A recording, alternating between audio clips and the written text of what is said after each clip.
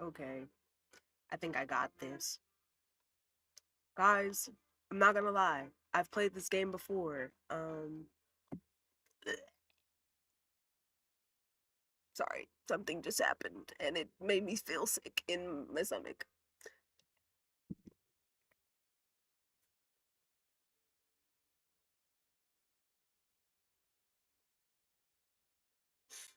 Yucky. Anyway, I'm gonna play Ace Attorney. Phoenix Wright Ace Attorney. Because I want to get my brain back together for the other Phoenix Wright games that they have, or not Phoenix Wright, but Ace Attorney games. They've got Ace Attorney Investigations and Apollo Justice, and I want to get those, but I have to get my brain back together. And my brain isn't the greatest. I mean, it could be better. It really could be better. So here I am, playing Phoenix Wright Ace Attorney.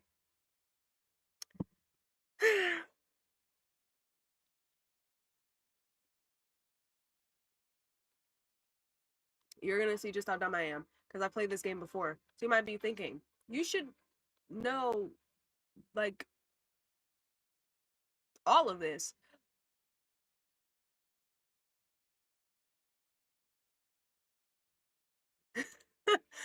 You're like, yeah, you should know, like, all of this.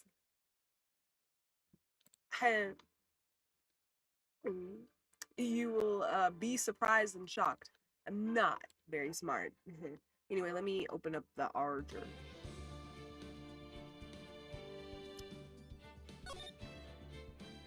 You're gonna be like, why did you, I'm not smart. Okay, we'll get this done, because I've played all of these before. Oh my god, this one, when I played this for the first time, actually scared the fuck out of me. I don't know why. I actually started tearing up and crying. I was like, wait, why am I crying? Why am I sad? Anyway.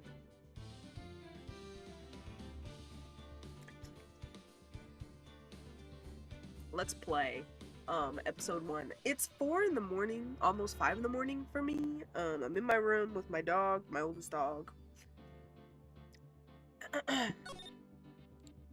So if you see any other saves from like 2-3 years ago, that's what it. Oh shit, that scared me. Oh yes, trigger warning for blood, and there's gonna be probably flashing stuff and flashing lights and screens and shaking on the screen. Trigger warning. I can't get caught. Not like this, bruh. I've got to find someone to pin this on. Someone like him. I'll make it look like he did it. Will you?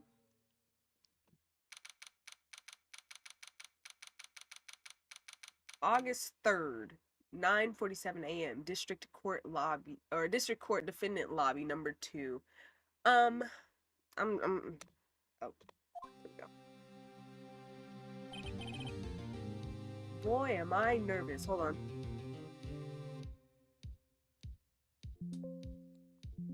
So am I.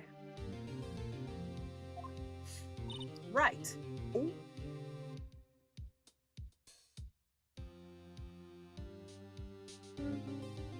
Oh yes, and my model isn't working today. I don't know if it's the camera that I have or if it's the app that I'm using, so I'll just have to see later, because I don't know why I'm streaming at 5 in the morning. Or almost 5 in the morning. Don't ask me questions, damn it.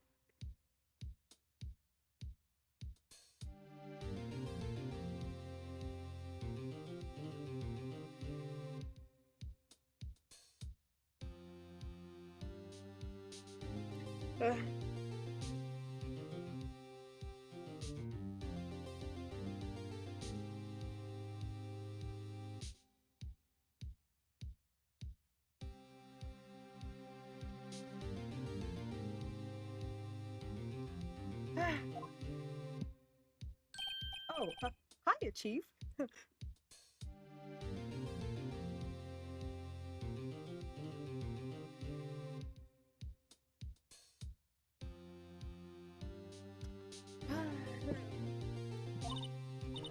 I'm glad I made it on time. Sorry if I sound sick, I'm recovering, by the way. Well, I have to say, Phoenix, I'm impressed. Not everyone takes on a murder trial right off the bat like this.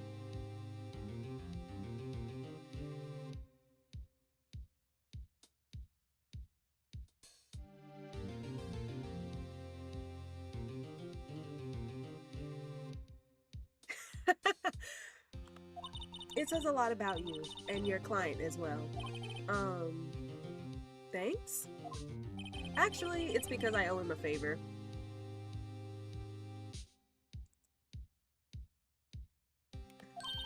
A favor? You mean you knew the defendant before this case? Yes.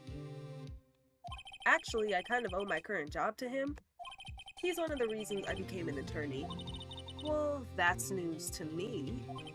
I want to help him out any way I can. I just really want to help him. I owe him that much. It's over. I can't be too loud. It's like 4 in the morning. Remember that, guys.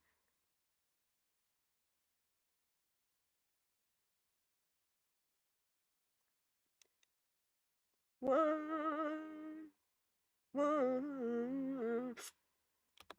My life, everything, it's all over. Is that your client screaming over there? Yeah, it's him. Death! Despair. Oh, I'm gonna do it. I'm gonna die. It sounds like he wants to die. Yeah. Nick! Hey. Hey there, Larry. Dude, I'm so guilty. Tell them I'm guilty. Give me the death sentence. I ain't afraid to die. What? What's wrong, Larry? Oh, it's all over. I'm finished. Finished. I can't live in a world without her. I can't. Who took her away from me, Nick? Who did this? Oh, Nick, you gotta tell me.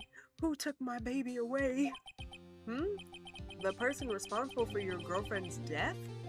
The newspaper says it was you?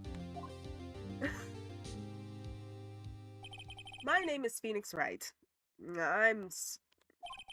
Here's the story. My first case is a fairly simple one. Fairly simple? It's a murder trial. I don't think anything about a murder trial is simple, babe.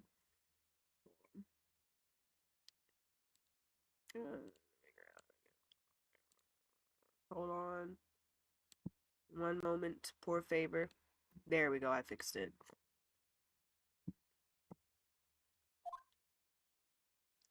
Since when is murder... Never mind. A young woman was killed in her apartment. By the way, since when was murder ever simple? What happened? Oop. The guy they arrested was the unlucky sap dating her. Larry Butts. My best friend since grade school. Our school had a saying, when something smells, it's usually the butts. In the 23 years I've known him, it's usually been true. He has a knack for getting himself in trouble. One thing I can say, though, it's, usually not his fault. He just has terrible luck. I need a Dr. Pepper. God damn. But I know better than anyone that he's a good guy at heart. That and I owe him one, which is why I took the case, to clear his name. And that's just what I'm going to do. Sorry. August 3rd, 10 a.m., District Court, courtroom number 2. Bruh. Court is now in session for the trial of Mr. Larry Butts. Why he has an accent, I don't know. The prosecution is ready, Your Honor. The defense is ready, Your Honor. Excuse me. Mr. Wright, this is your first trial, is it not? Yes, Your Honor. I'm, a little nervous. Your conduct during this trial will decide the fate of your client. Murder is a serious charge. For your client's sake, I hope you can control your nerves. Thank you, Your Honor? Mr. Wright, given the circumstances, I think we should have a test to ascertain your readiness. Yes, Your Honor. Handshaking, eyesight fading. The test will consist of a few simple questions. Answer them clearly and concisely. Please state the name of the defendant in this case. Oh.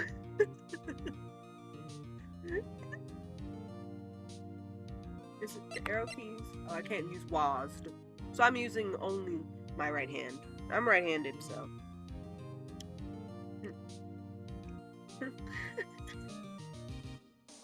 Should I be funny or no? Should I do the one to get me the achievement? I don't know. I was like, oh, this is just water. Just drown and die. Sorry, I was talking to a bug. I can do Phoenix. No. Hand in your badge. I'm doing it. The defendant, that's Mia Faye. Wrong, right, look. I have to leave. I have to go home. I'm expecting a delivery.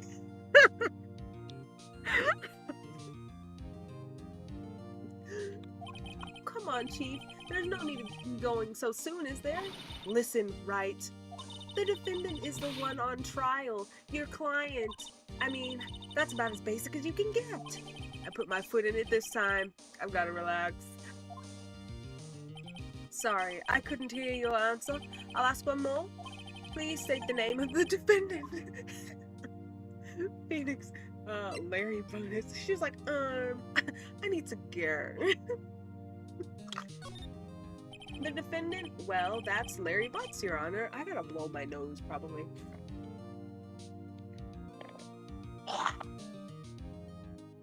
What the fuck is this? I don't even know anymore.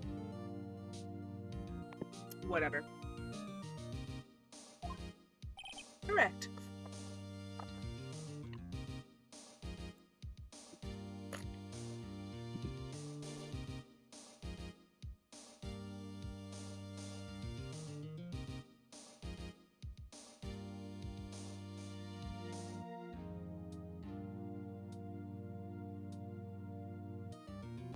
Sorry if y'all heard that. Anyway.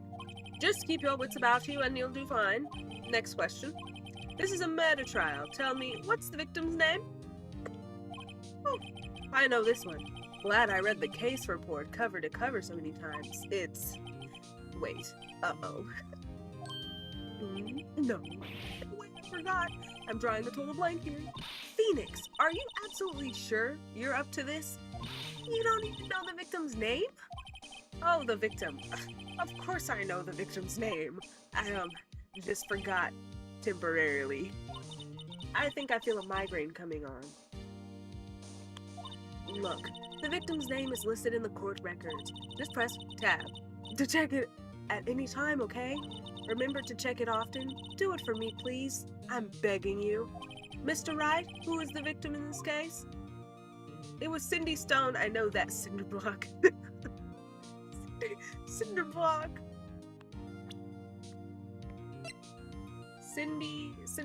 Oh, wait. Cindy Stone. Yeah, I know it's Cindy Stone after I saw the names. Cinderblock. Generally bad at getting his point across. Oh, wait. Wait. It is Cinderblock. Cindy Stern. The victim's name is Cindy Stone. Correct. Now tell me, what was the cause of death? Blunt force trauma. She was hit with a blunt object. She was struck once by a blunt object. Correct. You've answered all my questions. I see no reason why we shouldn't proceed. You seem much more relaxed, Mr. Wright. Good for you. Thank you, Your Honor. Because I don't feel relaxed, that's for sure. Well then. First, a question for the prosecution. Mr. Payne? Yes, Your Honor. As Mr. Wright just told us, the victim was struck with a blunt object. Would you explain to the court just what that object was? The murder weapon was the statue of the Thinker. It was found lying on the floor next to the victim. I see. The court accepts it into evidence. A statue in the shape of the Thinker. It's rather heavy. Right. Be sure to pay attention to any evidence added during the trial. That evidence is the only ammunition you have in court. Use tab to check the court record frequently. Mr. Payne, the prosecution may call its first witness. The prosecution calls the defendant, Mr. Butts, to the stand. Chief, what do I do now? Pay attention. You don't want to miss any information that might help your client's case. You'll get your chance to respond to the prosecution later, so be ready. Let's just hope he doesn't say anything unfortunate. Uh-oh. Larry gets excited easily. This could be bad. Man, why am I playing this at so early in the morning? Like I need to yell. Mr. Butts, is it not true that the victim had recently dumped you? Hey, watch it, buddy. We were great together. We were Romeo and Juliet, Cleopatra and Mark Anthony. Didn't they all die? I wasn't dumped. She just wasn't taking my phone calls or seeing me. Ever. What's it to you anyway? Mr. Butts, what you describe is generally what we mean by dumped. In fact, she had completely abandoned you and was seeing other men. She had just returned from overseas with one of them the day before the murder. One of them. Lies, all of it. Lies. I don't believe a word of it. Your Honor, the victim's passport? According to this, she was in Paris until the day before she died. Passport added to the court record. The victim apparently arrived home from Paris on July 30th, the day before the murder. Indeed. She appears to have returned the day before the murder. Dude, no way. The victim was a model, but did not have a large income. It appears that she had several sugar daddies. Daddies? Sugar? Yes, older men who gave her money and gifts. She took their money and used it to support her lifestyle. Dude! We can clearly see what kind of woman this Miss Stone was. Tell me, Mr. Butts, what do you think of her now, right? I don't think you want him to answer that question. Yeah, Larry has a way of running his mouth Larry has a way of running his mouth in all the wrong directions. Should I... No, stop that man from answering. My client had no idea the victim was seeing other men. That question is irrelevant to this case. Dude, what do you mean irrelevant? That cheating she-dog? Here, I'm just gonna drop dead. Yeah, and when I meet her in the afterlife, to the bottom of this. Oh my god. Let's continue with the trial, shall we? I believe the accused's motive is clear to everyone. Yes, quite. Oh boy, this is so not looking good. Next question. You went to the victim's apartment on the day of the murder, did you not? Well, did you or did you not? Well, maybe I did, maybe I didn't. Uh-oh, he went. What do I do? Fucking no, dog. Hold on, guys. Shall I save? We're gonna see. Maybe I was on episode 5. I don't remember anything. You're gonna have to forgive me. I don't care.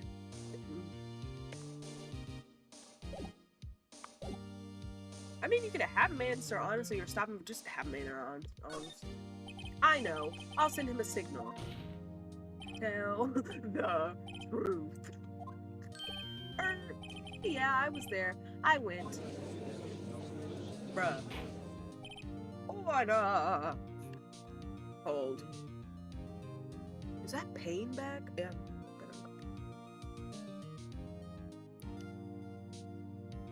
Well, Mr. Butts? Dude, chill. She wasn't home, man, so, like, I didn't see her. Your Honor, the defendant is lying. Lying? The prosecution would like to call a witness who can prove Mr. Butts is lying. Well, that simplifies matters. Excuse me. Oh, my God. Who is your witness? Ay. Logitech.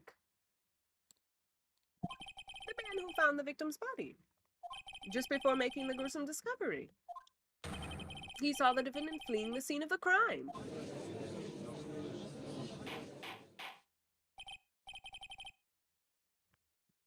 Order! Order in the courtroom! Mr. Payne, the prosecution may call its witness. Yes, Your Honor. This is bad. On the day of the murder, my witness was selling newspapers at the victim's building. Please bring Mr. Frank Saw It to the stand. He looks smarmy. Mr. Saw It, you sell newspaper subscriptions. Is this correct? Oh, yes, newspapers, yes. Mr. Saw It, you may proceed with your testimony. Please tell the court what you saw on the day of the murder.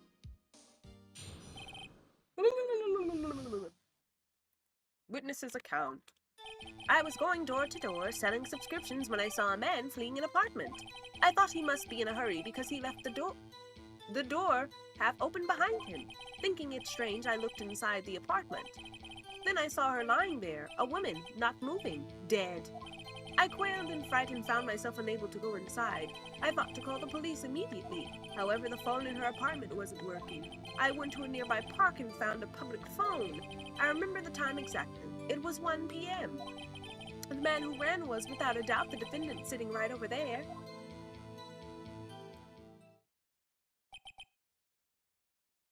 My pickles. Larry, why didn't you tell the truth? I can't defend you against a testimony like that. Incidentally, why wasn't the phone in the victim's apartment working? Your Honor, at the time of the murder, there was a blackout in the building. Aren't phones supposed to work during a blackout? Yes, Your Honor. However, some cordless phones do not function normally. The phone that Mr. Saw It used was one of those. Your Honor, I have a record of the blackout for your perusal. 6 p.m.? Noon to 6 p.m.? Okay. Now, Mr. Wright. Yes, Your Honor. You may begin your cross-examination. Cross-examination, Your Honor? All right. This is it, the real deal. What exactly am I supposed to do? Why, you exposed the lies in the testimony the witness just gave. Lies? What? He was lying? Your client is innocent, right? Then that witness must have lied in his testimony. Or is your client really guilty? How do I prove he's not? You hold the key. It's in the evidence. Compare the witness's testimony to the evidence at hand. There's bound to be a contradiction in there. First, find contradictions between the court records and the witness's testimony. Then, once you have found the contradicting evidence, present it and rub it in the witness's face. Okay. Open the court record with tab, then point out contradictions in the testimony.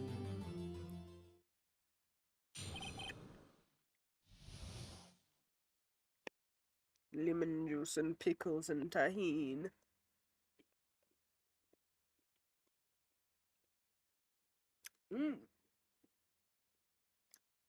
Goddamn.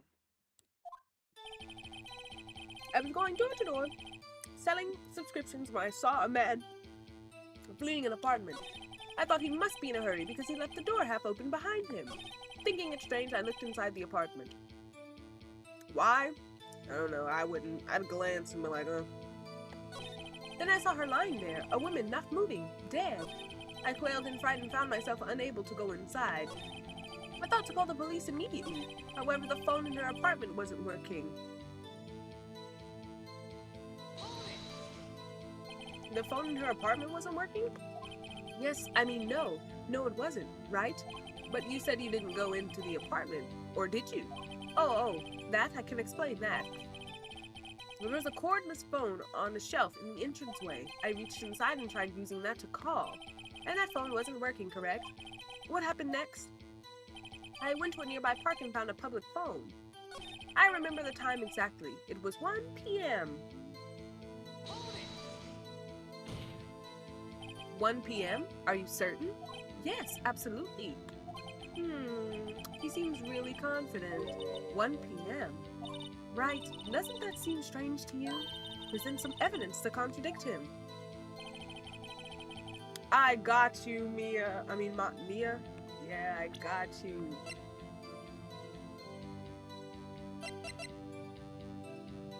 Wait.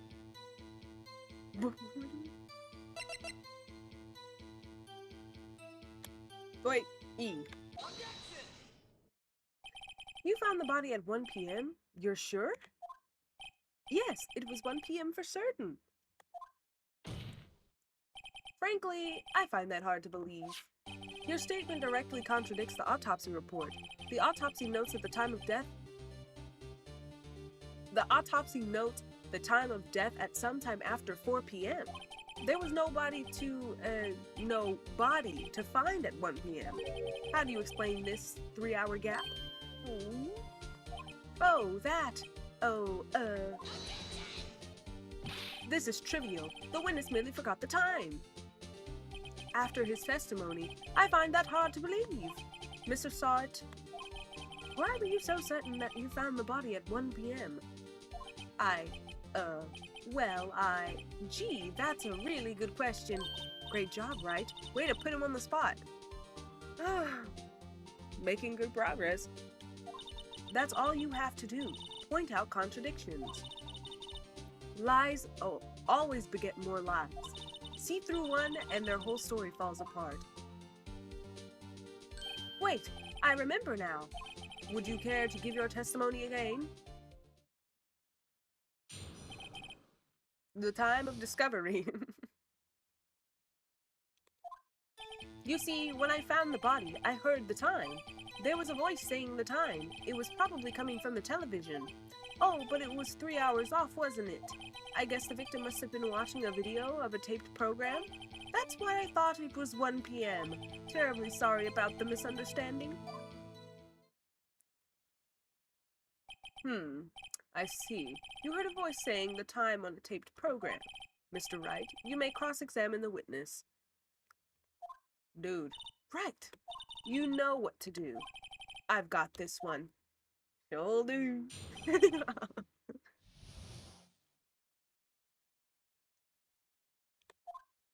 You see, when I found the body, I heard the time.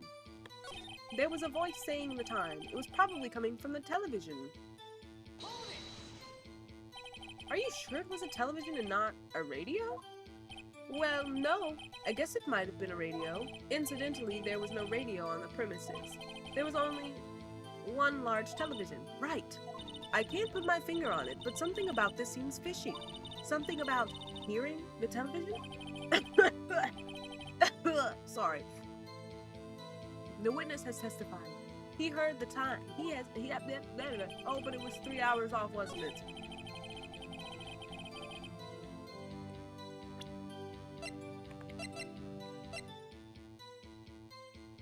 E. I remember. Hold it right there. The prosecution has said there was a blackout at the time of the discovery, and this record proves it. You couldn't have heard a television or a video. The defense has a point. Do you have any explanation for this, Mr. Sart? No, I find it quite puzzling myself. Quite. Wait, I remember now. Mr. Sart? The court would prefer to hear an accurate testimony from the very beginning. These constant corrections are harming your credibility. That, and you seem rather distraught. My apologies, Your Honor. It must have been the shock of finding the body. Very well, Mr. Sart. Let's hear your testimony once more, please. Hearing the time. Actually, I didn't hear the time, I saw it. There was a table clock in the apartment, wasn't there? Yeah, the murder weapon. The killer used it to hit the victim. That must have been what I saw. You saw a clock. I guess I would explain it. The defense may cross-examine the witness. Gladly.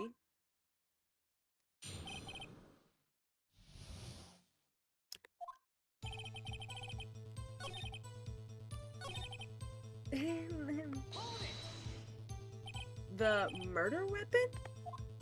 Yes, the table clock that was used as a weapon. That's what I just said. Did you doze off in the middle of my testimony or something? Something's fishy here.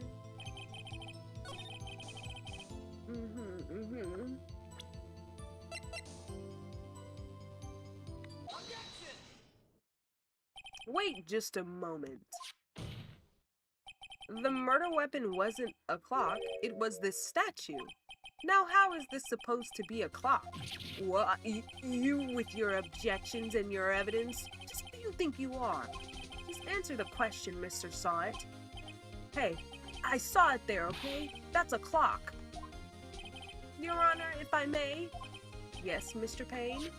As a witness stated, this statue is indeed a clock. The neck is a switch. You just tilt it and it says the time out loud. As it doesn't look like a clock, I submitted it as a statue. My apologies. I see. So the murder weapon was a table clock after all. Well, Mr. Wright, it appears that the witness's testimony was correct. This is a clock. Do you have any problems with this testimony now? No? No. I don't think so. I'm saving, because I don't remember.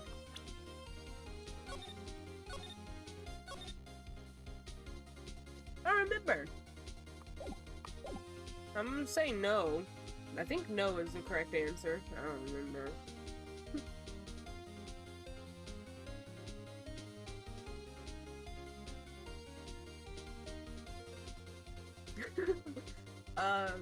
No. I don't think so. No. I guess not. There was a clock on the scene, so no problem. Right! Are you out of your mind? That clock doesn't look like a clock at all. The witness couldn't have possibly known it was a clock just by seeing it. Oh, you're right. Oh, you're right. Yeah, you're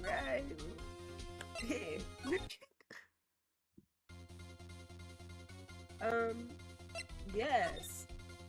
Your Honor, there is a gaping hole in the witness's testimony. The only way he could have known the weapon was a clock is to hold it in his hand. Yet the witness testified that he never entered the apartment. Clearly a contradiction. Indeed. The witness knew it was a clock because he went into the apartment. You're lying. You were inside the apartment on the day of the murder. Oh yeah? Prove it. Prove I went in there. I'll do better than that. I can prove you were the one who killed her. You struck her with the clock, and the shock of the blow triggered the clock's voice. That was the sound you heard. I need a Dr. Pepper.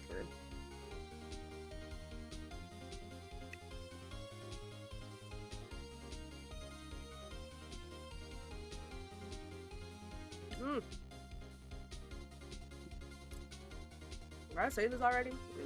No, no.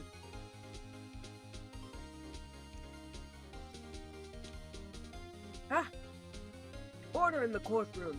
Intriguing. Please continue, Mr. Wright. Yes, Your Honor.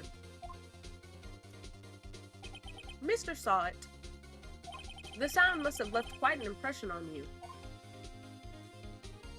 Understandable, since the murder weapon spoke just as you hit the victim.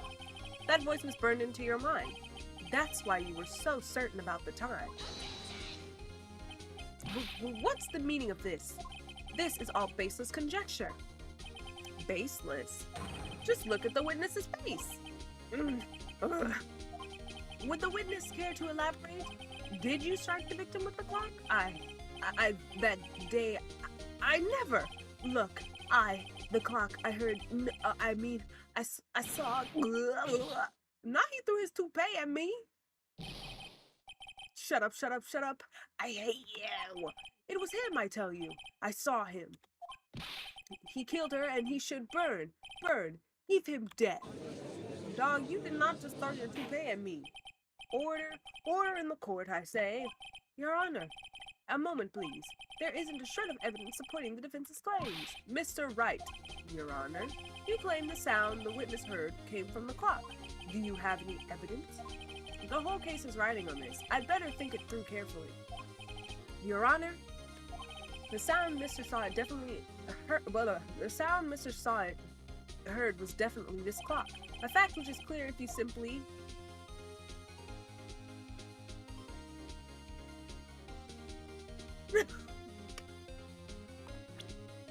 I don't know.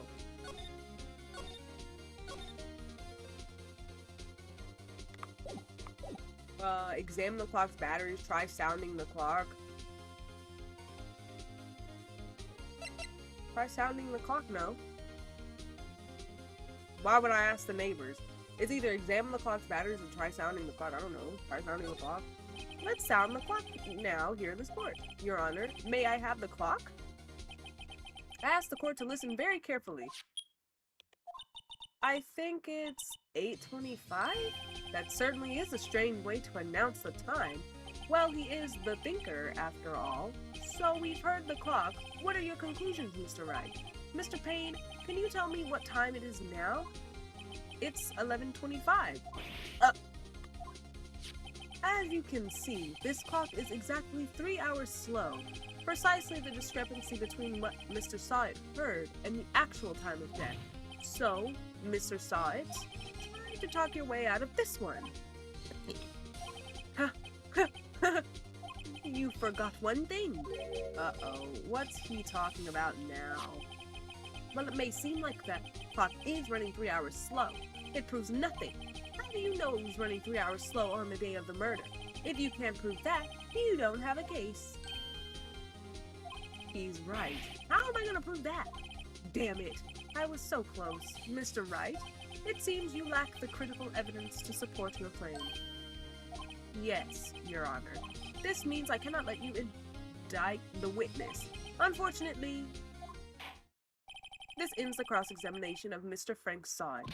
I've come all the way down here to testify, and look what happens. You treat me like a criminal. A criminal! You lawyers are all slime. I almost had him. Sorry, Larry. I failed you. There's nothing I can do about it now. Not so fast, Mr. Sawit. Chief? Listen up, Wright. Don't throw this one away. Not like this. Think! But Chief, it's over. I can't prove the clock was slow the day of the murder. Yes, you can. I think. Nobody can prove that. Well, yes. But that doesn't mean we still can't win. Try thinking out of the box. Don't waste time doubting the facts. Assume the clock was 3 hours slow and think through it. Ask yourself, why was the clock 3 hours slow? Figure out the reason and you'll have your proof. Right? Right? Can you think of a reason as to why the clock would be 3 hours slow? Yes. Wait, maybe I can prove it. You must have evidence somewhere that can prove it, right? Find it and let them have it. Well, Mr. Wright, you say the clock was already running slow on the day of the murder. Have you found evidence to support this claim? Of course. There's a piece of evidence in the court record that can prove my claim beyond a doubt. Huh, tough words. Let's see you pull this one off. Let's see this evidence that proves why the clock was running so slow. It's the passport, duh. The victim had just returned home from abroad the day before the murder. As we all know, the time difference between here and Paris is 9 hours. When it's 4 p.m. here, it's 1 a.m. the next day there. The clock wasn't 3 hours slow, it was 9 hours fast. The victim hadn't reset her clock since returning home. That's why the time you heard when you struck her dead in her apartment was wrong. Proof enough for you, Mr. Sawit? Or should I say, Mr. Did It? If he's about to yell, I'm not yelling. Oh, now he frothed at the mouth. Order! Order, I say. Well, that was that. Well, this case has certainly turned out differently than we all expected. Mr. Payne, your witness, he was arrested and has been taken away, Your Honor. Very well. Mr. Wright? Yes, Your Honor. I have to say, I'm impressed. I don't think I've ever seen someone complete a defense so quickly and find the true culprit at the same time. Thank you, Your Honor. At this point, this is only a formality, but this court finds the defendant, Mr. Larry Butts, not guilty.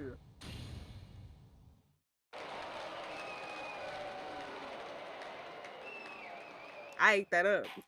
I remembered. And with that, this court is adjourned.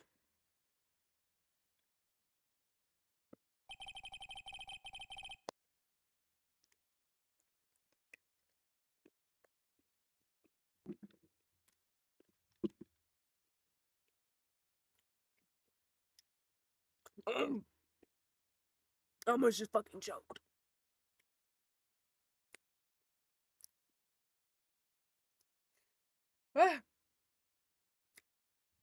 It turns out that Frank Sod was a common burglar. He posed as a newspaper salesman to check and see when people were out of the house. That day,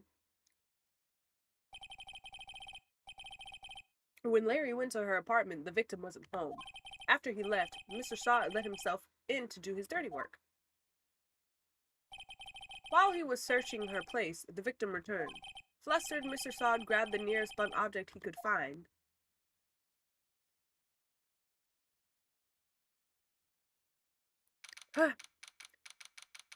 August 3rd, 2:32 p.m., District Court, Defendant Lobby, number 2. I still can't believe we won. Right. Good job in there. Congratulations. Thanks, Chief. I owe it all to you. Not at all. Not at all. You fought your own battles in there. It's been a while since I've seen a trial end on such a satisfying note. I've never seen the Chief looking this happy. If she's this glad, imagine how Larry must feel. My life is over. Larry, you're supposed to be happy. What's wrong now? Oh, Nick. Don't worry about me. I'll be dead and gone soon. Good. Wait, no, I mean bad. Bad, bad, bad. Larry, you're innocent. The case is closed. But my Cindy Whitney's gone, man. Gone forever. Larry, she was... No, never mind. Congratulations, Harry. Harry? Yes, you. I can practically see the headline now. Headlines now. Harry Butts. Innocent. Thanks. I really owe you one. I won't forget this ever. Let's celebrate dinner. Movie? My treat. Oh, no, I couldn't. Hey, I was the one who got you off the hook. Oh, hey. Here, take this. It's a present. A present for me? Wait, wasn't this the evidence that... Oh my goodness. Actually, I made this clock for her. I made one for her and one for me. Really? You made this? Well, thank you. I'll keep it as a memento. Yo, Nick. Can you believe it? I was so into that chick. And she was just playing me for a fool. Don't that make you just want to cry?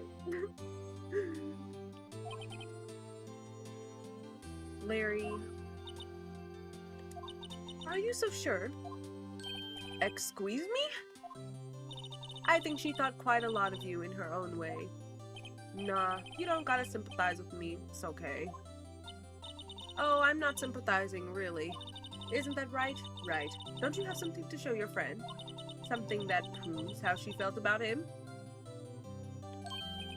Huh? Oh, yeah, right. What the heck is she talking about? It's the clock.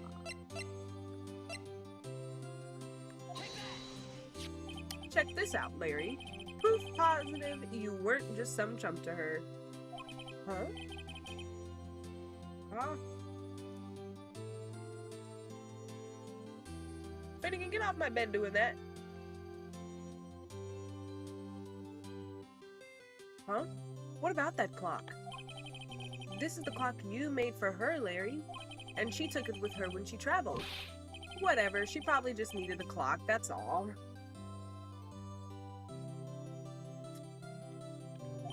You think so? It's a pretty heavy clock to take traveling. Well, make of it what you will. Hey, Nick. I'm glad I asked you to be my lawyer. Really, I am. Thanks. Hope that made him feel a little better. Finnegan, near the head of my bed, bro? Right? Oh, excuse me.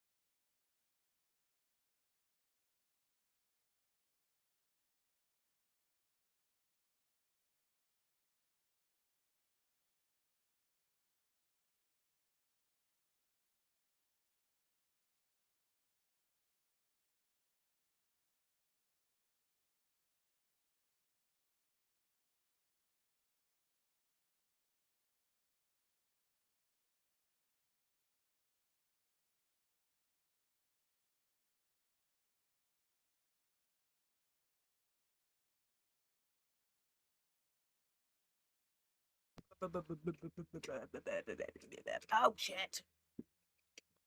I hope you see the importance of evidence now.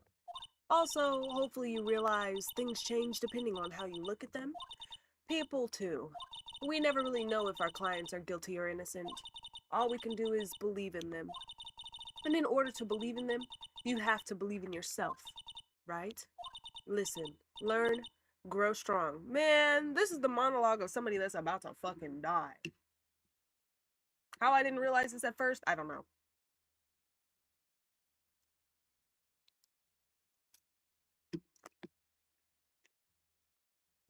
Hmm?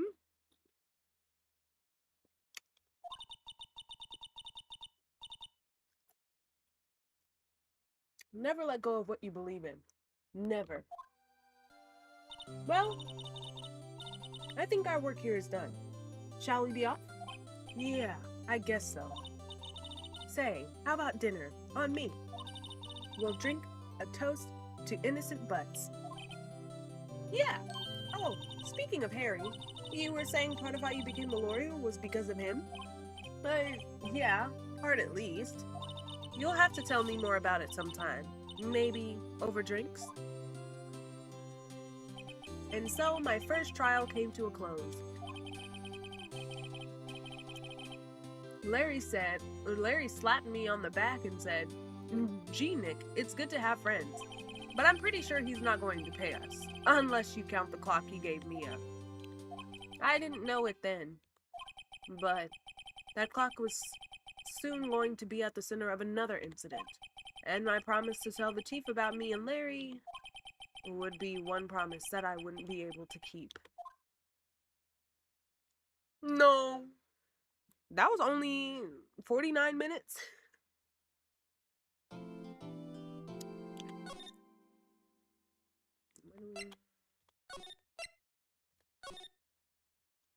Yay. I don't know. I'm only gonna play this for like, finish this one, and then I'm gonna do something else probably. Bring, bring, beep. Hello? This is Maya. Hey, Maya, it's me. Mia, what's up? You haven't called in a while. Sorry, I've been so busy. How have you been? Well, lonely, and it's all your fault. Nah, I'm just teasing. I've been great. I'm finally getting used to having my own place. That's good to hear. Actually, I'm calling because I have a favor to ask. I know. You want me to hold evidence for you? Sharp as always. There's a lot of buzz about the upcoming trial. I just don't feel safe keeping the evidence here. I gotcha. So, what is it this time? It's A clock. A clock? Yeah, it's made to look like that statue, the thinker, and it tells you the time. I thought you might like it. You always liked toys. Hey, I'm not a little girl anymore, sis. Now, you know I'm only teasing. I should probably tell you. The clock isn't talking right now. Huh? It's not working? That's lame. I had to take the clockwork out. Sorry. I put some papers inside it instead. Papers? Is that the evidence then? Well, there's a possibility that it might turn out that way, yes. Can you come... Who said that? Oh, no, that's the girl, my bad. Can you come by the office tonight at 9 to pick it up? I'll be in a pretrial meeting until then. Okay, sis, but I expect dinner. Something good. Like burgers. I could really go for a good burger. Maybe me too. Okay. We'll hit the usual joint. Alright, it's a deal. Okay, sis. See you soon. Yep, I'll be waiting, Maya. Conversation recorded. September 5, 9:27 a.m. September 5th, 8:57 p.m. Faye and Cole law offices. Now, Miss Faye, I'll take what's mine. The papers. I'm sorry, but I can't give you what I don't have. Miss Faye, you are a poor liar. Why, I see it right over there. That must be the thinker that swallowed those papers. How could you know? You are not cogniferous of my background? Gathering information is my business, you see. I should have been more careful. My dear Miss Faye, I am so very sorry, but I am afraid I must ask you for one more thing. Your eternal silence. Farewell, Miss Faye.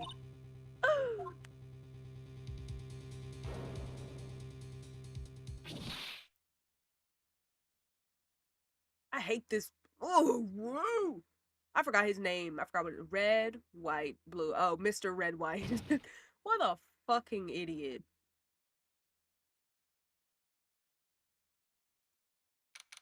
September 5, 9:08 p.m. Faye and Cole law offices. Excuse me, I'm sorry. Uh-oh, I'm late. Huh? That's strange. Guess the chief left without me. She said her sister was coming over, so we should all go out for dinner. What's that smell? Blood? Mia? Maybe she's in her office. Examine.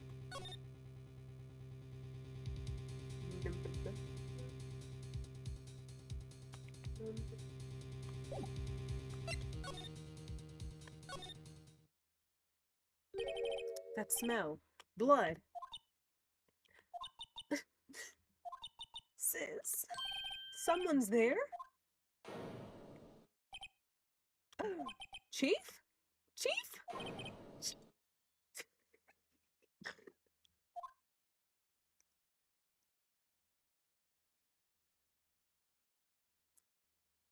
Who are you?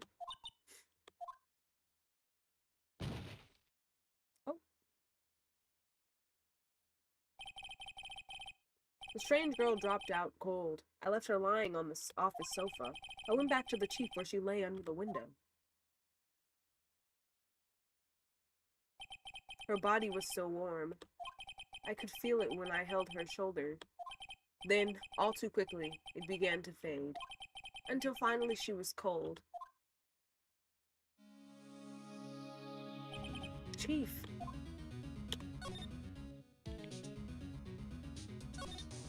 Chief. It's hard seeing her like this, but if there are any clues here, she was struck on the head with a blunt object. She probably died instantly. The thinker laying next to her must have been the murder weapon. Wow.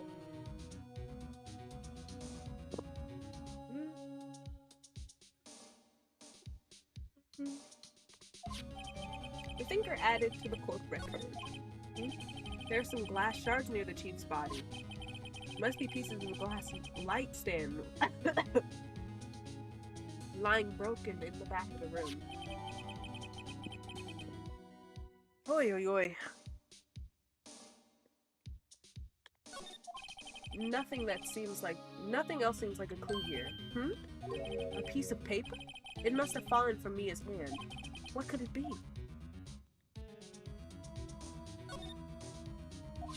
A word is written on it in blood, on the scrap of paper. Maya? Did Mia write this? This piece of paper is a receipt from a department store, dated yesterday. Receipt added to the court record. I think that's enough snooping around for now. I'd better call the police and find out what that girl was doing here.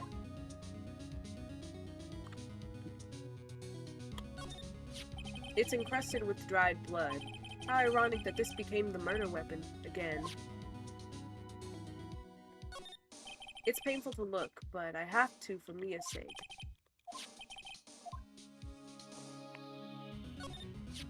Some shards of glass are scattered on the floor. They seem to be the remains of a glass light stand. The chief's chair. A simple, functional design. Feels pretty good to sit in, too.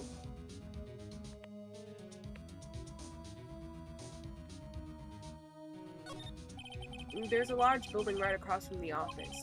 The Gatewater Hotel. A nice, luxurious place. Cute slide.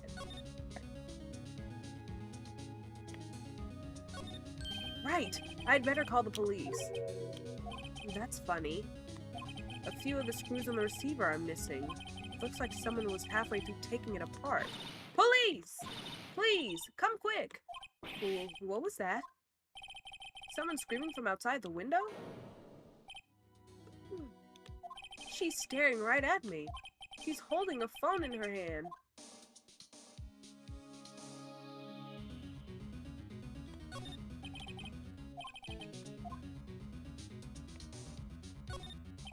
A perfectly normal office desk. The chief had a very particular policy about office decor. It's been big on the stuff the clients use to keep your own stuff simple. Surprisingly, the chief was never good with machines. About all she used was his PC for emails. She picked up this ancient model at some garage sale for practically nothing. The Fang Code ledger book. Everything is written in the chief's ultra-neat handwriting. It's a small office, but it makes a good bit of money. All the chief's important documents are packed in here. This is where she filed her case records and recent rulings. Sir. That's a lamb.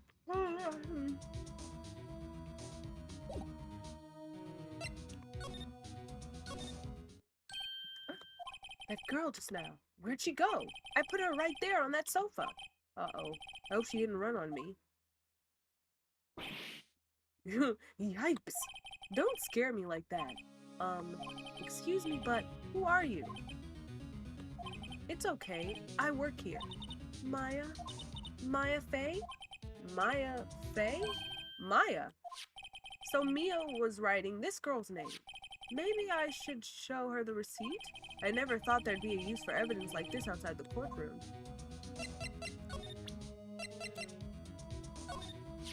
Before Mia died, she wrote a message with her own blood.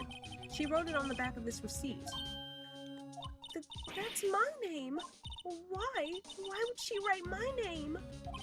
Please, just calm down. Why would sis write my name?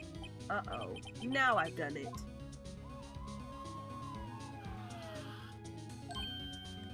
The police! Sounds like they're coming this way. Freeze! Police! Alright, I'm Detective Dick Gumshoe, see?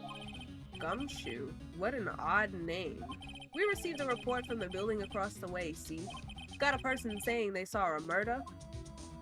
It must have been that woman I saw. Anyway, I don't want either of you moving 1 inch, Kay? Great. Just great. Maya, wait. She wouldn't have. No. Whoa! Excuse me. This word Maya here mean anything to you? That's my name. What? The victim drew this here note in her own blood, see? With her dying breath, she wrote down the killer's name. Killer? I'm not. Case closed. You're coming down to the precinct, ma'am. What?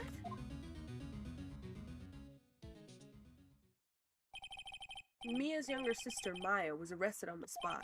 I was taken in for questioning and didn't get out until the next morning. My eyes were heavy, but I couldn't sleep. I sat around, waiting for visiting hours to begin at the detention center. I had to talk to Maya as soon as possible. September 6th, 9:07 a.m., detention center visitors room. Wow, they have poor Maya locked up like a criminal. Oh, it's you, the lawyer. Good morning. Good morning. She looks so tired. Are you going to be my attorney? Well, that's what I wanted to talk to you about. I mean, it's up to you. I'd better give it to her straight. It's up to you. Up to me? Yes. I don't think this is something I should decide. After all, you're the one in trouble here. They're never going to believe me, are they? Even if when you found me in the office, you looked at me like I had done it. Did I look at her like that? No, I never thought... It's okay, I understand. And I've also heard about you. Heard? Heard what about me? I was talking to my sister on the phone the other day. Today was my junior partner's first time in court. Wow, really? How'd that go? It was quite the scene. Honestly, I was on edge the whole time. It's been a while. So he crashed and burned? He's a genius. One of those strike fear into the hearts of evil types. The only thing he's lacking is experience. Huh? Sounds like it was fun. Well, I know who to go to if I ever get into trouble now. I don't know, Maya. I think you might want to wait, give him 3 more years. That is, unless you want to be found guilty. Wow. That's what she said. I'm sorry. I didn't mean to insult you. No, it's okay. It's true, I guess. But at the same time, I can't just sit by and watch. When I think of the person who did this to Mia, I know. Let's talk, Maya. There's something I've been wanting to ask you. Yes? What's with that outfit? Oh, this is what all acolytes wear. It's my uniform, you could say. Acolytes? Like people in religious training? What is it you do? Oh, it's nothing strange, really. I'm a spirit medium in training. A spirit medium? I'm pretty sure that qualifies as strange. The day of the crime. Could you tell me about the day of the murder? Yes. Let's see. That morning I got a call from my sister. She wanted me to hold on to a piece of evidence for an upcoming trial. Evidence? Yes, the clock shaped like the thinker, the one Larry made. How could that have been evidence in a case? Right, she said something about that. I remember. Do you want to hear it in her own voice? Her own voice? Yes. I'm pretty sure our conversation is on my cell phone. You recorded it? Yeah, I forgot how to delete those things. So, you say you have a conversation with your sister on your cell phone? Let's hear it. Right. Oh, just remember, that detective took my cell phone. Sorry. Oh, right. Of course. Next time I see Detective Gumshoe, I'll ask him for it. I'll write you a note so you don't forget, okay? Sure. Thanks. A conversation I had with my sister is recorded on my cell phone. So you're an acolyte, medium in training? That's right. The Fae family, especially the women, have always been very sensitive to the spirit world. Wait a second, you said the Fae family? So Mia was into the stuff too? Of course. She left the mountain to follow her career, she said. Her powers were first class too. I had no idea. Wait, what? So you're a real honest-to-goodness spirit medium with ESP and all that? Yes, in training. Well, can't you contact Mia's spirit then? We could just ask her who killed her. I'm sorry. I'm still in training. I couldn't do something on that level. I thought that would be too easy. Huh? Something the matter? I was wondering, could I ask you a favor? This is the address of a famous lawyer. My sister gave this to me a long time ago. She said if I was ever in trouble, I should call him. Well, I'm in trouble. Do you think you could go ask him to represent me? Accept. Sure, why not?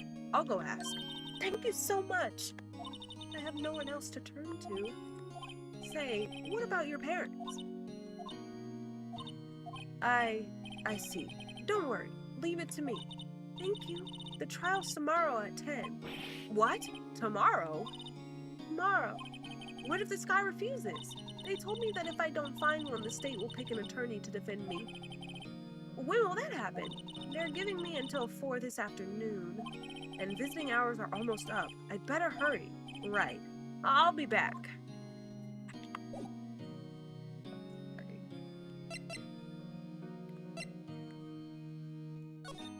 We can go back to Fay & Co. law offices. September 6th. Fay & Co. law offices. The office is filled with police officers. What the fuck is that smell? They're all busily searching for clues. Hey, you there. This is a crime scene, pal. No trespassing. Sorry. Don't I know you from somewhere? Wait, you're that Butts guy, aren't you? No. Phoenix Wright. How could anyone mistake me for Larry? Guess I got the wrong name, Mr. Wright. Sorry about that. That Butts guy. He was a killer. And you're no killer, right? He was proven innocent. Right. And you were... Detective Suede Shoes. Detective Gumshoe. Gumshoe? Wasn't it? Dick Gumshoe? Right. At your service. Hang on. That's Detective Gumshoe to you, pal. Anyway, get the name right. And don't go calling me Dick. Hey, Dick, get over here. Yes, sir. But be right there. You're a lawyer, right, pal? If you got business here, you'd better do it quick. He thinks I'm Maya's lawyer. I need to talk to you. Mia. About Miss Fay. Did you do an autopsy? You want to know the results, eh? Now, don't you look at me like that, pal. It's no use. She might have been your boss, but that doesn't mean you get any special treatment. All right. You can see the report, but that's all. Death was instantaneous. And then Maya. About Maya. Yeah, I'm looking forward to the trial. Sorry, pal, but this is one trial you aren't gonna win. Why do you say that? The city's put Prosecutor Edgeworth on the prosecution. Edgeworth? I'm sure you know what that means, you being a lawyer and all. Edgeworth. Prosecutor Edgeworth? That's right, pal. Mr. Miles Edgeworth himself. Wait, you do know him, don't you? Of course I do. I know him. He's a feared prosecutor. He doesn't feel pain. He doesn't feel remorse. He won't stop until he gets his guilty verdict. What the hell? Oh, don't talk about him that way. You make him barely sound human. Still, I'm afraid this pretty much decides the case. So Edgeworth is on this one. He hasn't lost a case since he became a prosecutor at the incredibly young age of 20. Of course, there are rumors of back alley deals and forged evidence. All I know for sure is that Edgeworth hates crime with an almost abnormal passion. I never imagined I'd be facing him so soon. Right.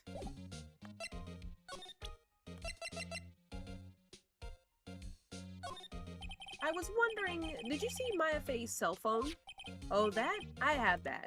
Do you think you could give it back? Sure. I mean, wait a second, pal. Tricky lawyer. Uh-oh, he's on to me. Tell him straight. Or tell him not so straight? I don't know.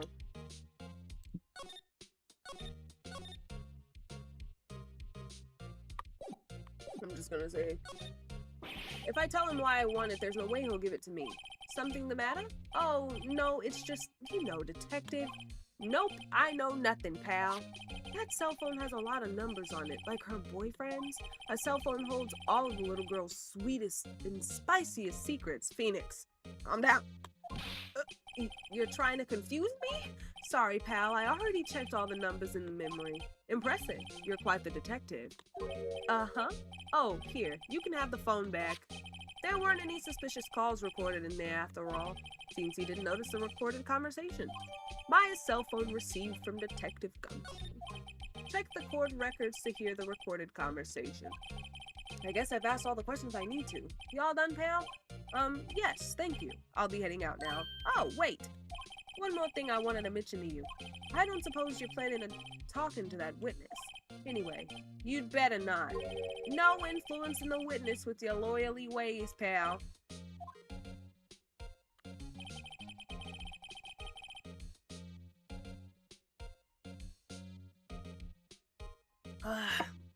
Water.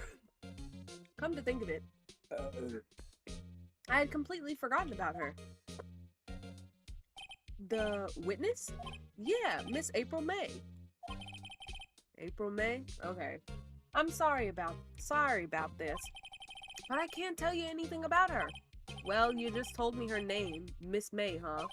So you've sent her home already then? Ha! You're trying your loyalty tricks on me now. She's not going outside her room until the trial. So, she's still in the hotel across the way. I guess I should know better than to try and get a detective to leak information. You got that right, pal. Time to pay a visit to Miss May.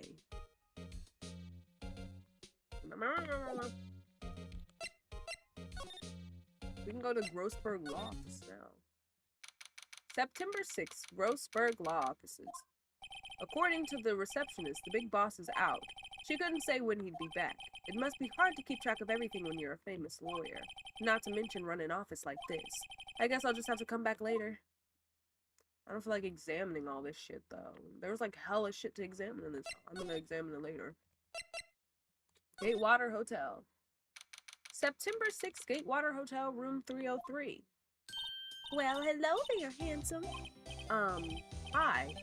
Smooth, right? Real smooth. You're the lawyer, aren't you? The detective told me. He said don't say nothing to that lawyer, pal. Name it herself. Thank Detective Gumshoe for making my job harder. Gee, this is all like something out of a movie. It's all so exciting I can hardly contain myself. Oh, let me go freshen up so I can look the part of the beautiful eyewitness. I pity the lawyer that has to cross-examine this one. There's a screwdriver stuck in this drawer. I wonder what's inside. Let's take a look. Hey! Hey! What are you doing? No touching. Oh, bad boy. You really shouldn't pry around in other people's rooms, you know. You wouldn't want to make me upset, would you? Upset? I thought she was going to explode for a second there. I wonder what could be inside the drawer. Stop. Do you think you could tell me something? I need you to describe what you observed at the time of the incident. Oh, observed? Incident? You sound just like a lawyer in the movies. I like a man with a big vocabulary.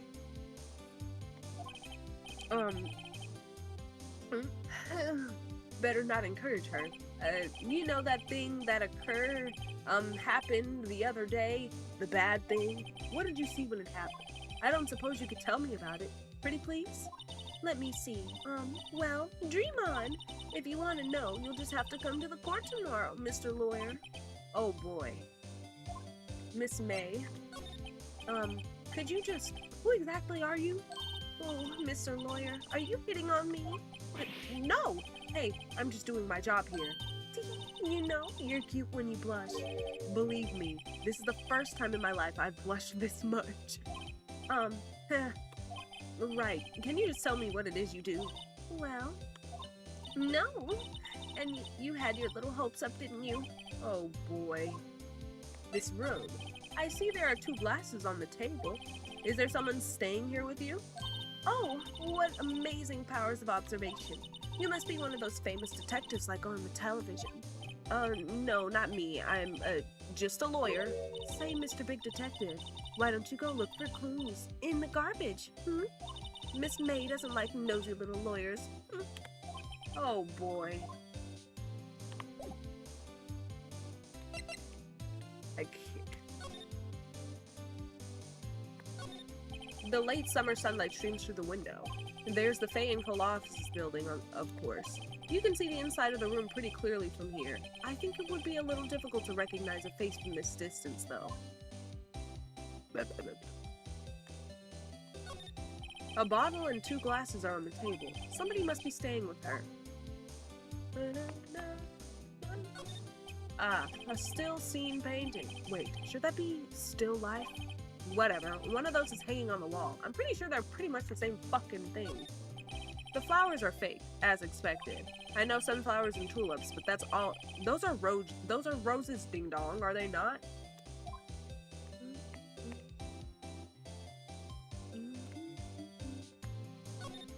A simple bed. It's been recently made. Nothing eye-catching here. Right, alright.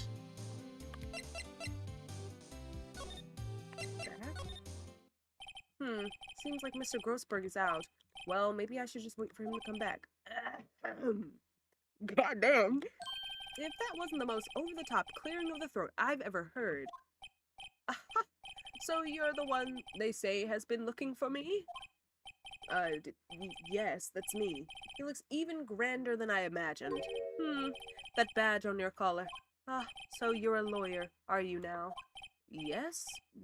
Well, yes. And what do you want? I'm not particularly busy these days. Please, proceed. Not busy? Then how come no one could get in touch with you? Something the matter? You came to see the one and only Marvin Grossberg, did you not? Well, here I am, boy. What do you want? Out with it. Well, sir, actually, it's about Maya. Maya Fay? Yes, Maya Fay. Go on? Why the strange reaction? Cha-cha. I'm really quite busy here, son. I can't go taking cases on a day's notice. No, it's quite impossible. Wait a second. Do you know the trial was tomorrow? Anyway, I'm afraid it's entirely impossible for me to represent her. Sorry, end of discussion. What's going on? He refused me before I even got a chance to ask him.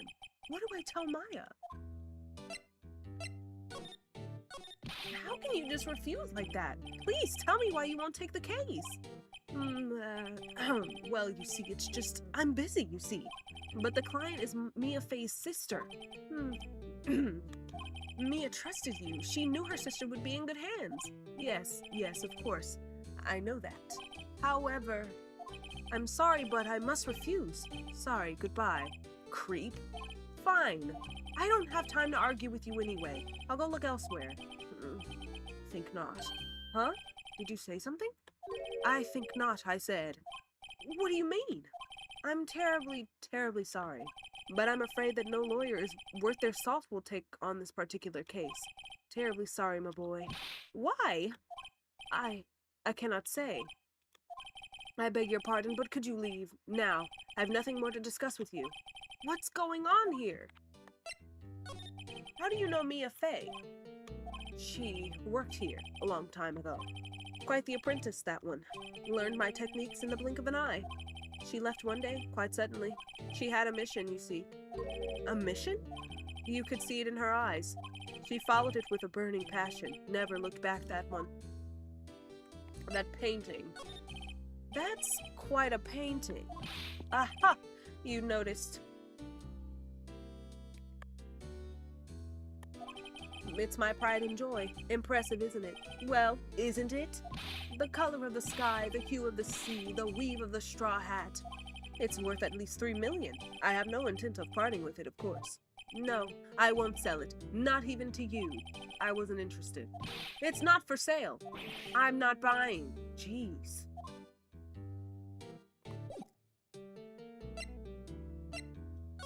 La la la. That painting has been bugging me ever since I stepped in here. The oil paint is so thick it's practically giving me a stuffed nose. I'm sure the price is nothing to sneeze at either, for that matter. Expensive-looking mahogany bookshelves filled with expensive-looking books.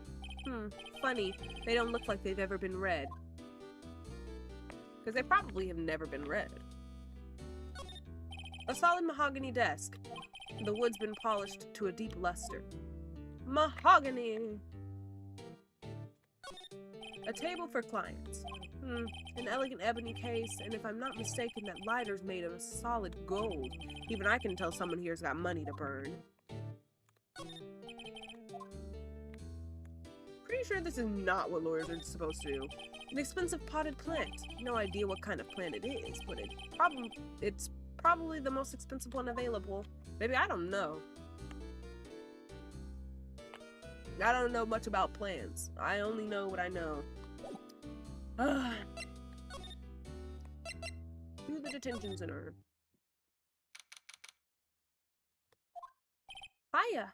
Oh, hiya. Oh, you're back. Did you find the lawyer? Well, what do I tell her? Well, see, just be honest. I really don't think you should use that guy. He didn't seem healthy. He was all skin and bones. Bro, not to be rude, but he is the exact opposite of skin and bone. What really happened? You don't mean you refused to help? I see. I've been abandoned then. Could you tell me about the day of the murder? Sorry, I know it must be hard. No, it's okay. All I've been doing the last few hours is talking about it. I've kind of gotten used to it. Let's see. That morning I got a call from my sister. She wanted me to hold on to a piece of evidence for an upcoming trial. That's the thinker clock that Larry made. It practically qualifies as a serial murderer by now. So then, when did you arrive at the office? It was right around 9. The lights were off and I could smell blood. Then I found her, my sister. Thanks, Maya. That's all I need to hear for now. Your family. What about your family? I only had my sister. My father died when I was very young, and I don't know where my mother is. Don't know? She could still be alive? Your mother? The women in my family have been mediums for generations. They say a lot of spiritual power runs in our blood. About 15 years ago, our family was involved in an incident. There was a man and he ruined our mother's life. Ruined? After that, she disappeared. Several years after that, my sister announced that she would become a lawyer, and she left the mountain. So, you live by yourself? Yes, I've gotten used to it. Oh, also, I had to become independent, or I would lose my powers. I feel bad for her, all by herself up on that mountain. Your mother's enemy. So, who is this man who, ruined your mother? About 15 years ago, there was an unusual murder case. It made quite a stir. Everyone was talking about it, apparently. The police were running out of leads and they were getting desperate. Wait, they didn't use a spirit medium, did they? The police convinced my mother to try and contact the victim. Wow, so what happened? The case was solved, we thought. You thought? The man my mother helped the police capture was innocent. The police's consultation with the medium had all been carried out in secret, of course, but a man found out about it and leaked it to the press. He told the papers that my mother was a fraud, and the media jumped on it big time. My mother, became the laughingstock of the nation. I see. White. Excuse me? White? That was his name. My sister told me. White? Just a little longer now before the state-appointed lawyer comes, I guess. 4 p.m. Time's up. What should I do? Do I just leave her and go home? What if you don't get home? I've made up my mind. I'm going to defend you whether you want me to or not. Why? Why? Well, I can't abandon you. No one else is as sad as a person without any friends. I know. I've been there a long time ago. But why did I become a lawyer in the first place? Because someone has to look out for people who have no one on their side. Maya, I won't abandon you. You can count on me. That's so kind of you.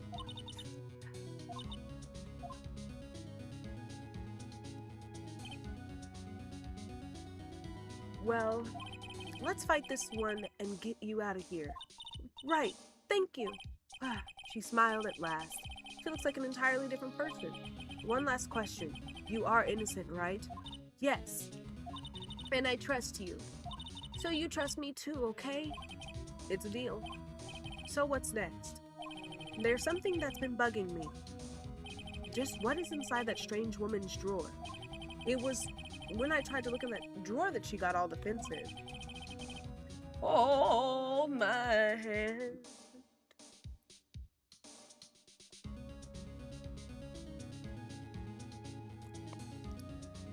Ah.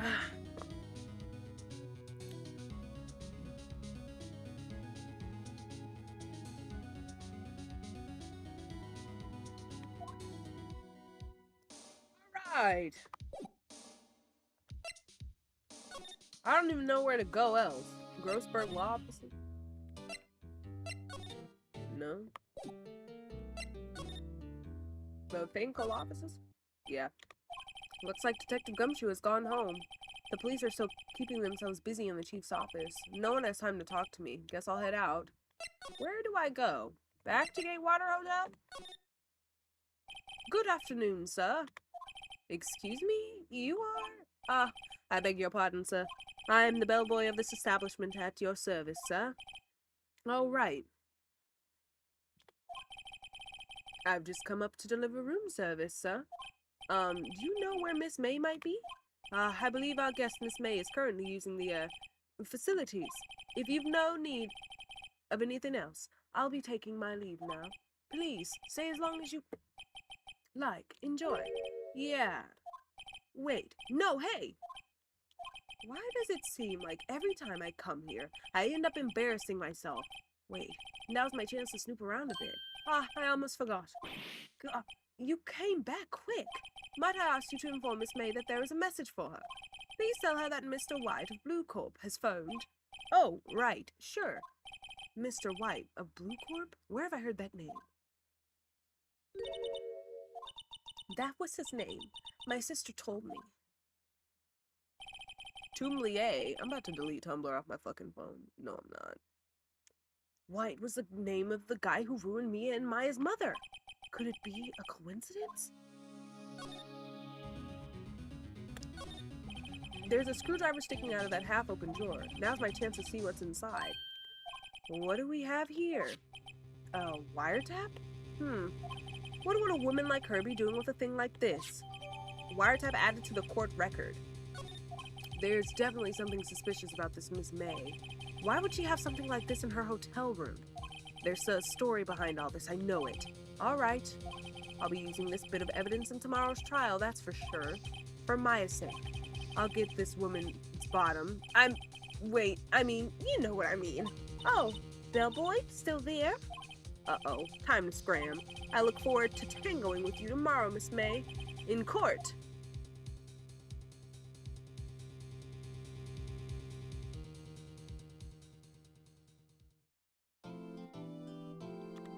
Yes, I shall.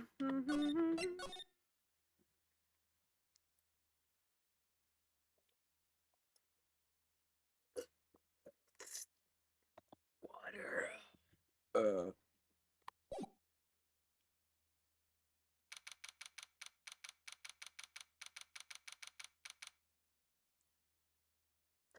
September 7th, 10 a.m., District Court Room number 1. Of course we got number 1. Damn, we got a... I'm sorry. These are my two favorite gay people. Court is now in session for the trial of Miss Maya Fey. The prosecution is ready, Your Honor. The defense is ready, Your Honor. Miles Edgeworth. I need to shave my fucking armpits. Sorry. I'd better not show any signs of weakness today, or he'll be on me in an instant. Mr. Edgeworth, please give the court your opening statement. I gave him an accent and I fucking dropped it. Hold.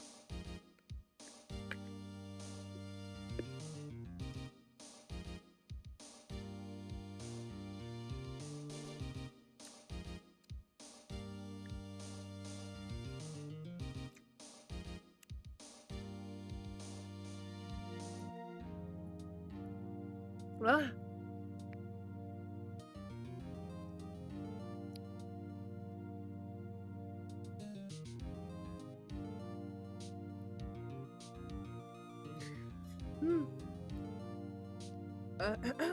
I literally don't know what accent I'm giving Edgeworth. I don't know.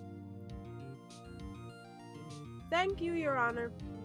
The defendant, Miss Maya Fey, was at the scene of the crime.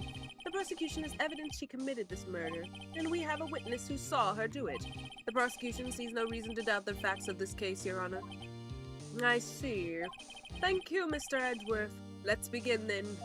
If we may call our first witness, Your Honor. The prosecution calls the chief officer at the scene, Detective Gumshoe. I need to get more water.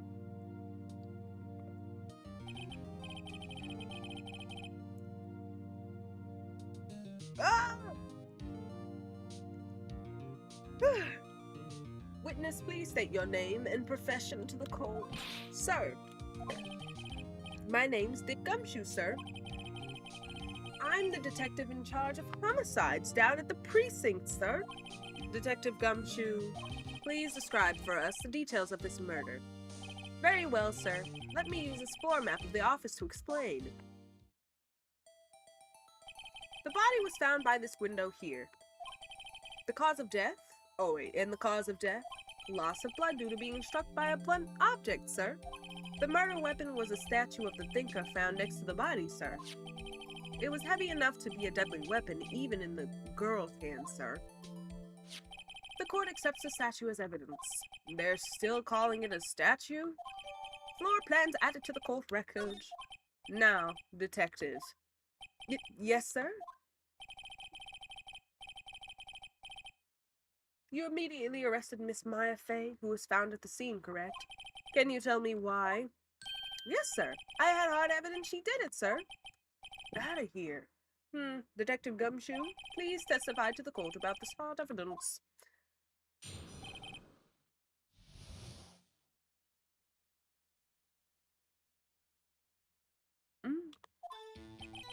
As soon as the phone call came in, I rushed to the scene. There were two people there already. The defendant, Miss Maya Fey, and the lawyer, Mr. Phoenix Wright. I immediately arrested Miss Maya Fey. Why, we had a witness account describing her. The witness saw Miss Maya Fey at the very moment of the murder.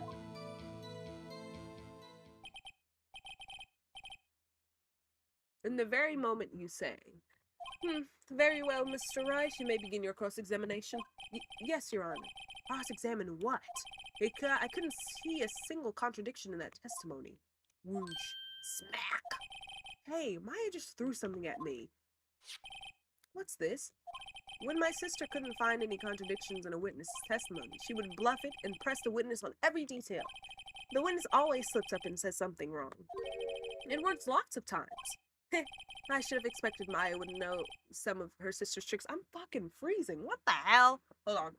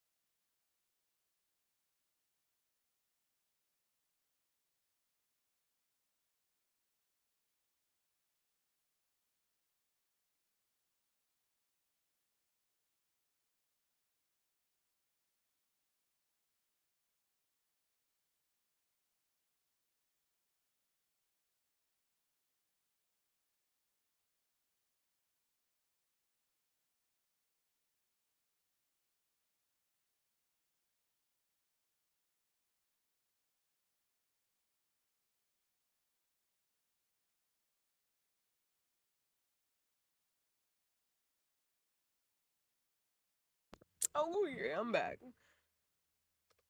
I put my jacket on. That I've had since high school. What the fuck was that? I don't know.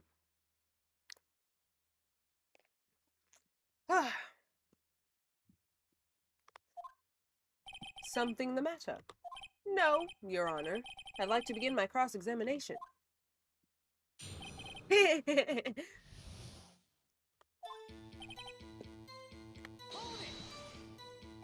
Who did you say you got a call from? Hey, pal, don't play dumb. You know who. The call was from a customer at the Gatewater Hotel right across from the crime scene. Okay. I pressed. Not sure it did much, though. Right. Please continue. Detective Gumshoe, how long would you say it took between you receiving the call and your arrival at the scene of the crime? Right. I'd say it was about 3 minutes. That's pretty fast. Our motto this month is quick response. That's how I got there before the killer got away. Indeed. So, tell us who the 2 people you found on the scene were. Yes, sir.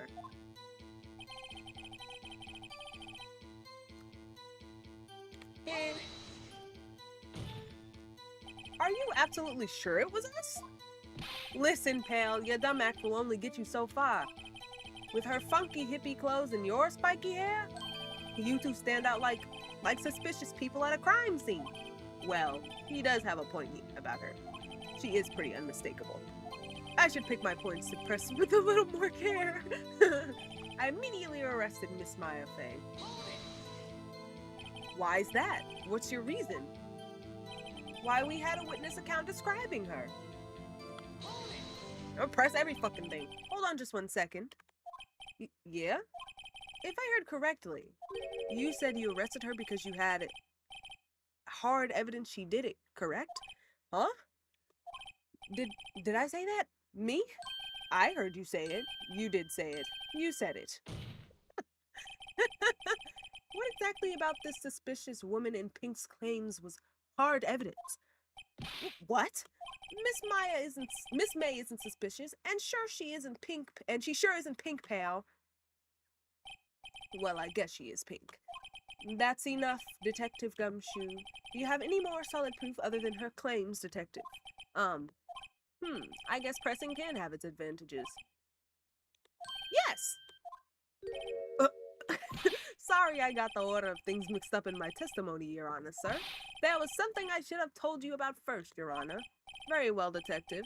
Let's hear your testimony again.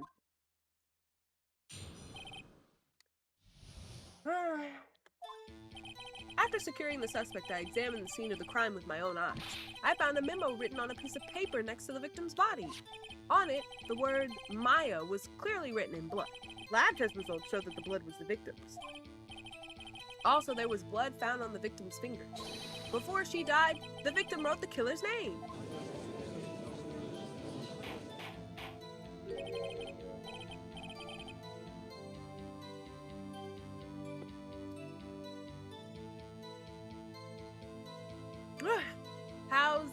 How you like that? That's my hard evidence. Before we begin cross-examination, I have a question for you, Detective. Yes, Your Honor? Why didn't you testify about this vital piece of evidence the first time? I know, I'm real embarrassed. I forgot about it, Your Honor, so try to be more careful. Very well, the defense may begin its cross-examination.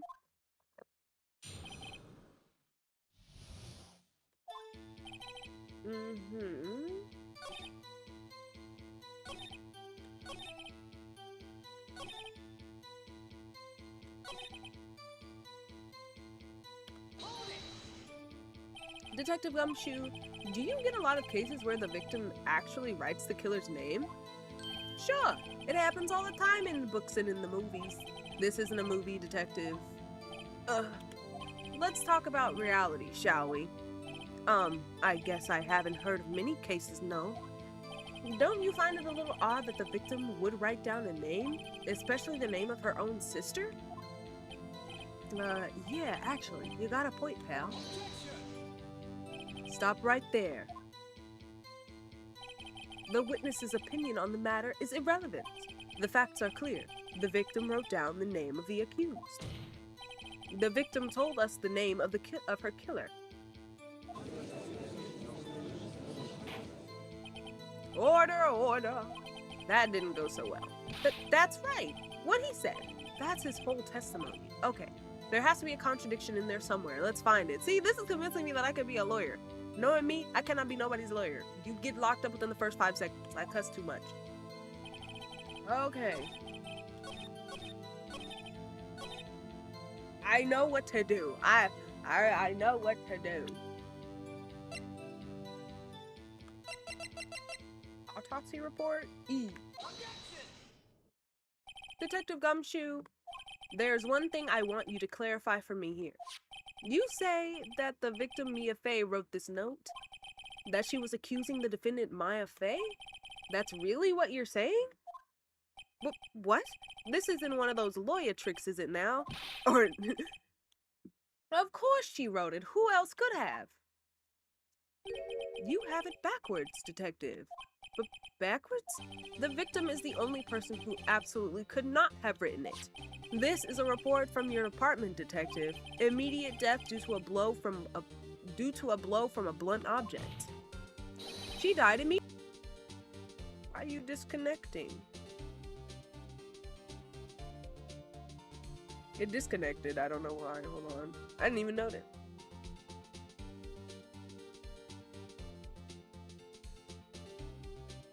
Okay, I fixed it. What the fuck?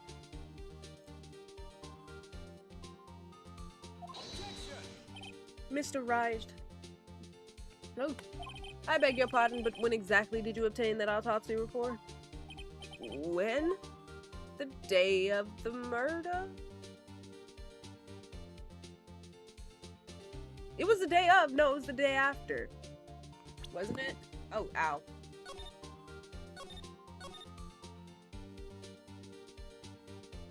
Wasn't it the day after? Because we were in the thing all day, so the day after the murder. The day after. It was the day after the murder. The prosecution's point being...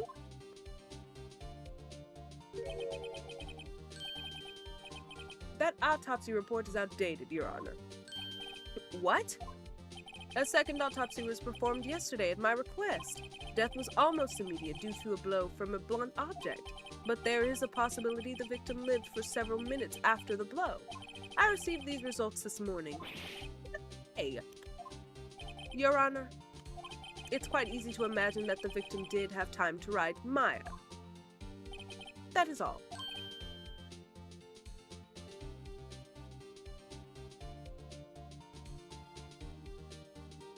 I see.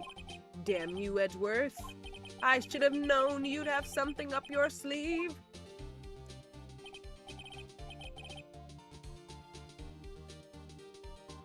Why, Mr. Wright, you look shocked. Something you want to say? That detective's a sham! Detective Gumshoe, you're a sham. Could you give me a faulty report? Huh? I thought... Detective Gumshoe... I'm disappointed in you, handing him the wrong report like that. I'm sorry, sir.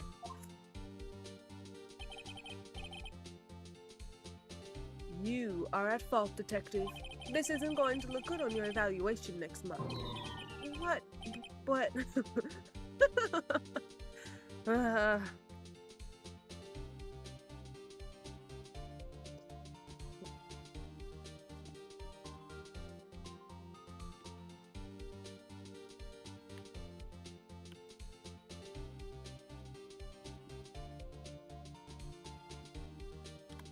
Your Honor, I submit this report to the court. Understood. The court accepts the evidence. Well, Your Honor, the evidence strongly suggests the victim was identifying the killer. I suppose that's the obvious conclusion, yes? Darn, this isn't good. The prosecution would like to call its next witness. This poor, innocent girl saw the murder with her own eyes. Bro, why does he have an absolute dumpy back there? Let the witness, Miss April May, take the stand. Exactly what part of her is innocent?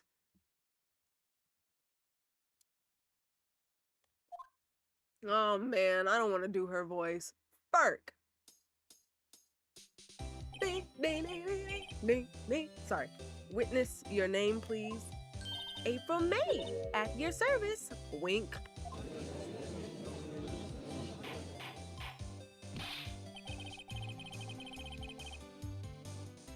Order. An introduction should not require any reaction from the crowd.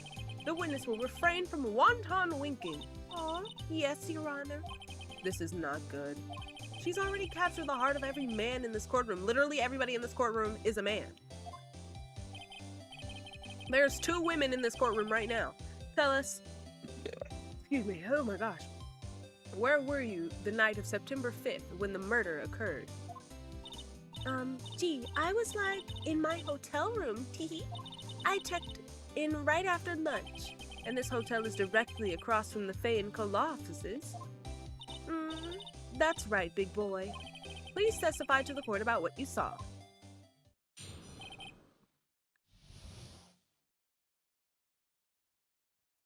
Witness's account. It was like 9 at night. I looked out the window, you know, and then I saw a woman with long hair being attacked. The one attacking her was a mousy girl sitting in the defendant's chair. Then the woman, dodged to one side and ran away. But that girl, she caught up to her and she hit her.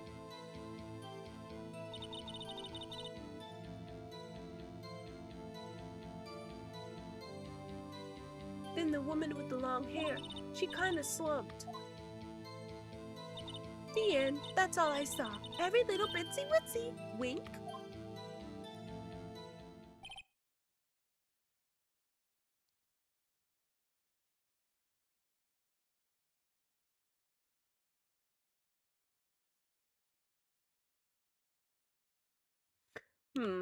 Well, Your Honor, I see. It's a remarkably solid testimony. I don't see a need to trouble the witness any— Wait, Your Honor! Yes, Mr. Wright? What about my cross-examination? I thought the witness's testimony right now was quite firm, didn't you? Mr. Wright, I understand you were Miss Mia Fay's understudy, were you not? You must know her techniques well, her cowardly ways of finding tiny faults in perfectly good testimonies. Hey, how dare you? Well, Mr. Wright, will you cross-examine the witness? Yes! I'll gladly proceed with the cross-examination, if only because I have a feeling Edgeworth doesn't want me to. She has to have some weakness. Very well, you may begin your cross-examination.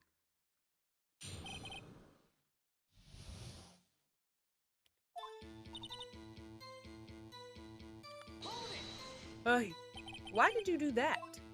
Huh? Why? Like, why what? Why did you look out the window? Were you expecting to see something? Oh, well, gee. What? That's it? She can't get out of this question that easily. I sort of, I had a feeling. Well, I have a feeling she's trying to avoid the question. Maybe I should press a little harder on this one. Sure, go for it. Well, I haven't saved in a while, I don't think.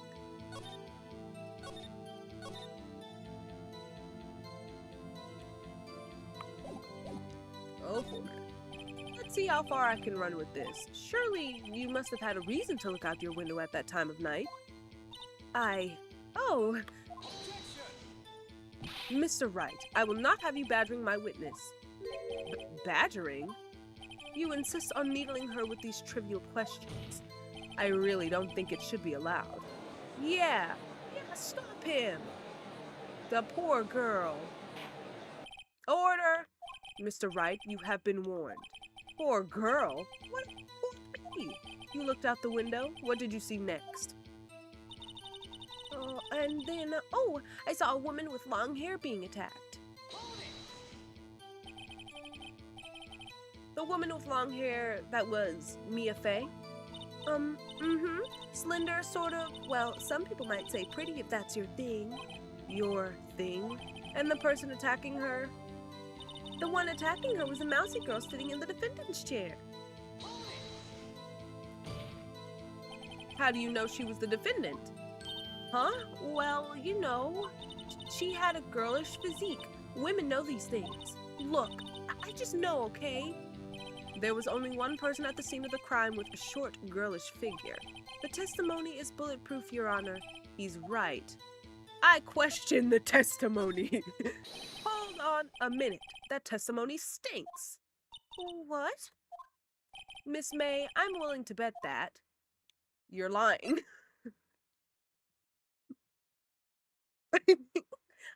Save again.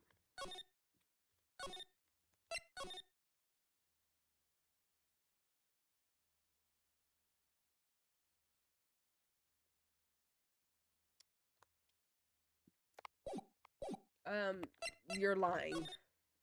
Are you telling the truth? Did you really see the defendant? My eyeball!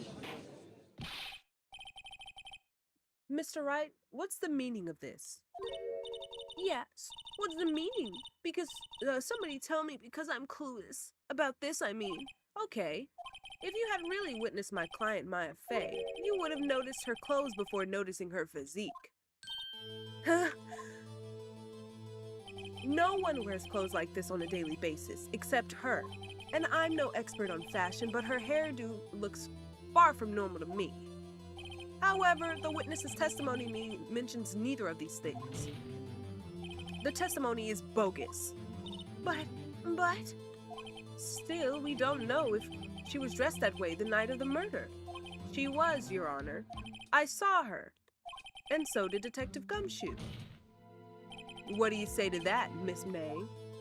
Ugh, what are you trying to say, you mean lawyer? I saw what I saw. I just didn't think all the trifling little details were necessary, darling. Miss May, the court would like to remind you, please omit nothing in your testimony. I'm sorry, Your Honor. I'll be a good girl, I promise. Wink. Your testimony again, if you would. Damn, I almost had her. Okay, I did see everything. I did. The victim, the woman, dodged the first attack and ran off to the right. Then the girl in the hippie clothes ran after her. And she hit her with that weapon. I saw it. I did. That clock, the kind of statue-y clock, the thinker, I think. Well, does the accuracy of my report not startle you? Tee.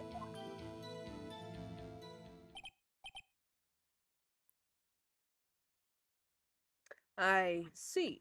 I only wish you had been so detailed from the beginning. Please begin the cross-examination. Sorry. I did see everything. I did. The victim, the woman, dodged the first attack and ran off to the right. There was a first attack. Is that right, as in your right as you looked from the hotel? Which hand do I hold my knife in again? Right. It was my right hand, right? Satisfied, Mr. Wright? Please continue. The girl in the hippie clothes ran after her. And she hit her with that weapon. I saw it. I did. That clock, the kind of statue-y clock? The thinker, I think? A clock? Didn't this come up in another testimony recently? Well, doesn't look so sour, Mr. Lawyer. Don't look so sour, Mr. Lawyer. You can't win them all. No, but I have a feeling I'm onto something now.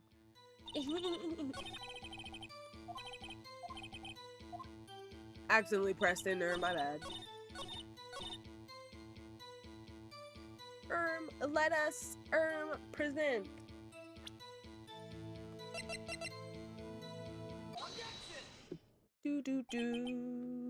Miss May, what you said just now was quite revealing.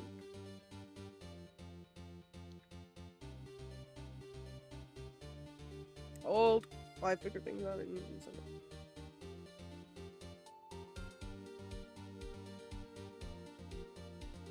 I'm live. Oh, my nose.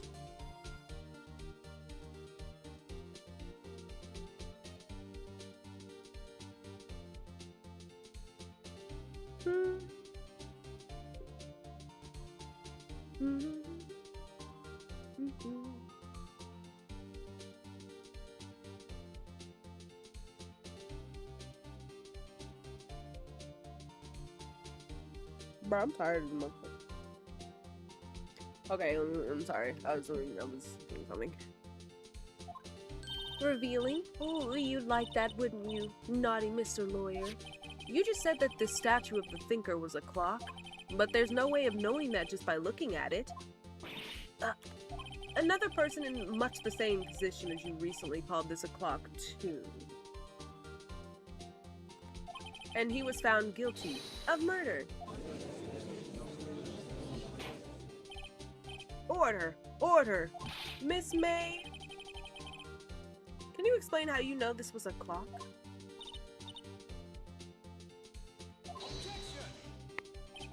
The witness saw the murder with her own eyes. That's all that's important here. The defense is trying to confuse the issue with trivial concerns. Yes, yes, of course. You will withdraw your question, Mr. Wright. No, I won't! But questions are all that I have, Your Honor. And as you may recall, I've caught murderers with these questions before. Well, only once.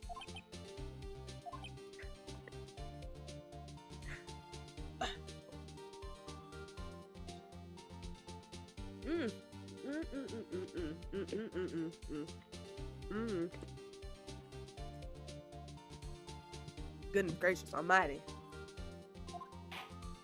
Objection sustained. You may continue to question the witness. Ooh, that was close. If he stopped me there, the trial would be over. Huh? What? So what happens now? What happens now is you answer my question. How did you know it was a clock? What? That's because I heard it? Yes, I heard it. I heard it say the time. So you've been to the law offices of Fay & Co? No, hey, I didn't say that. Well, why would I go there?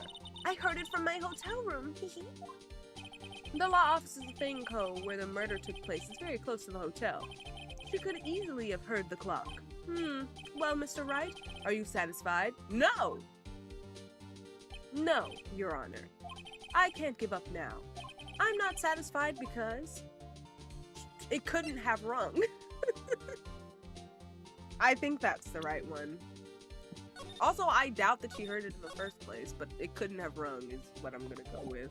I think is right. Your Honor, members of the court, it is inconceivable that the clock in question rang. It's empty, I think is it's empty. That clock is missing its clockwork.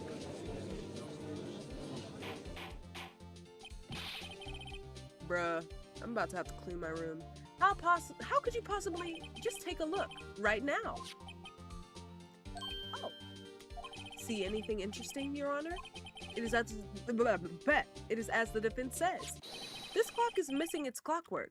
It's quite empty.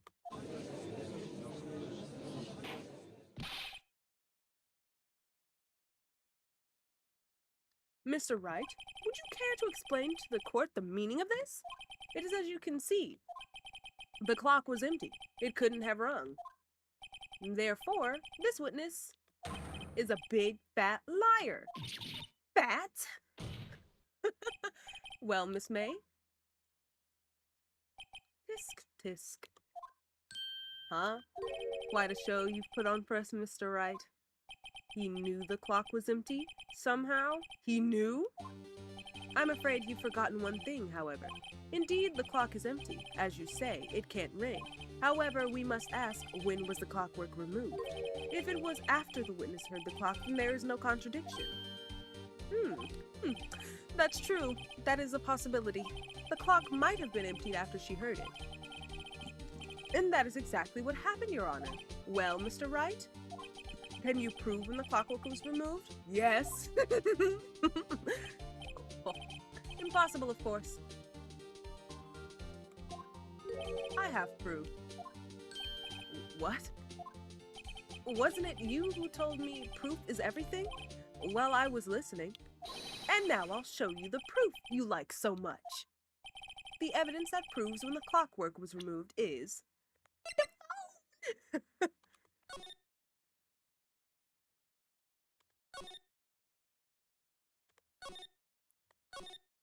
All right.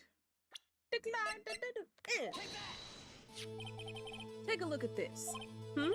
That's a very cute cell phone. Ooh, you have a girly phone? Wait. This isn't my phone. Listen, this is the defendant's cell phone and it contains a recording. A recording of a conversation she had with the victim on the day of the murder.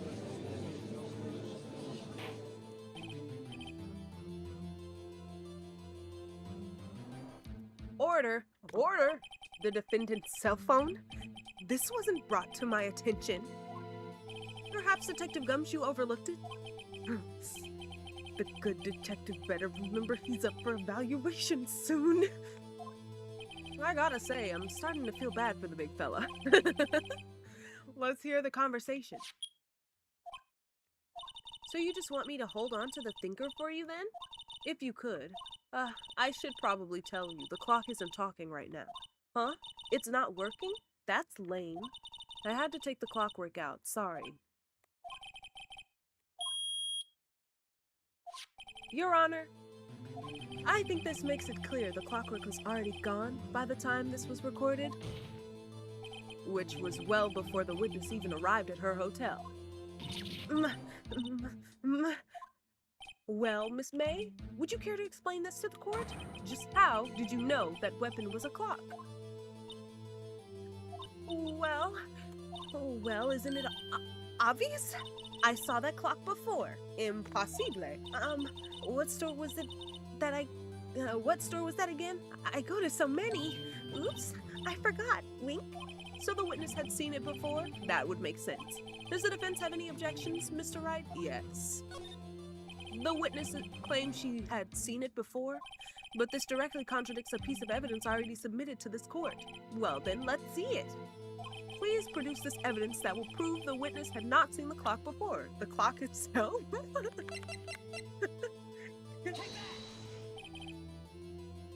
It's simple. This clock was never in any store ever. What? A friend of mine made that clock. Only 2 exist in the world, and the one that isn't here is in police custody. Impossible. Everything is sold in stores. Miss May, I think it's high time you went shopping for a better excuse. Oh, excuse is not on sale today? Oh.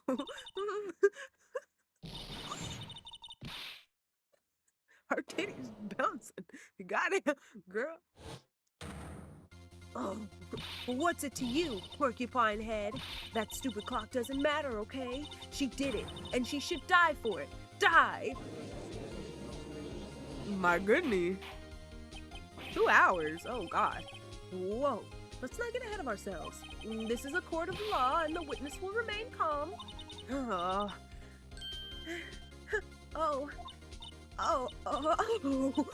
Silly me. Did I, lose it?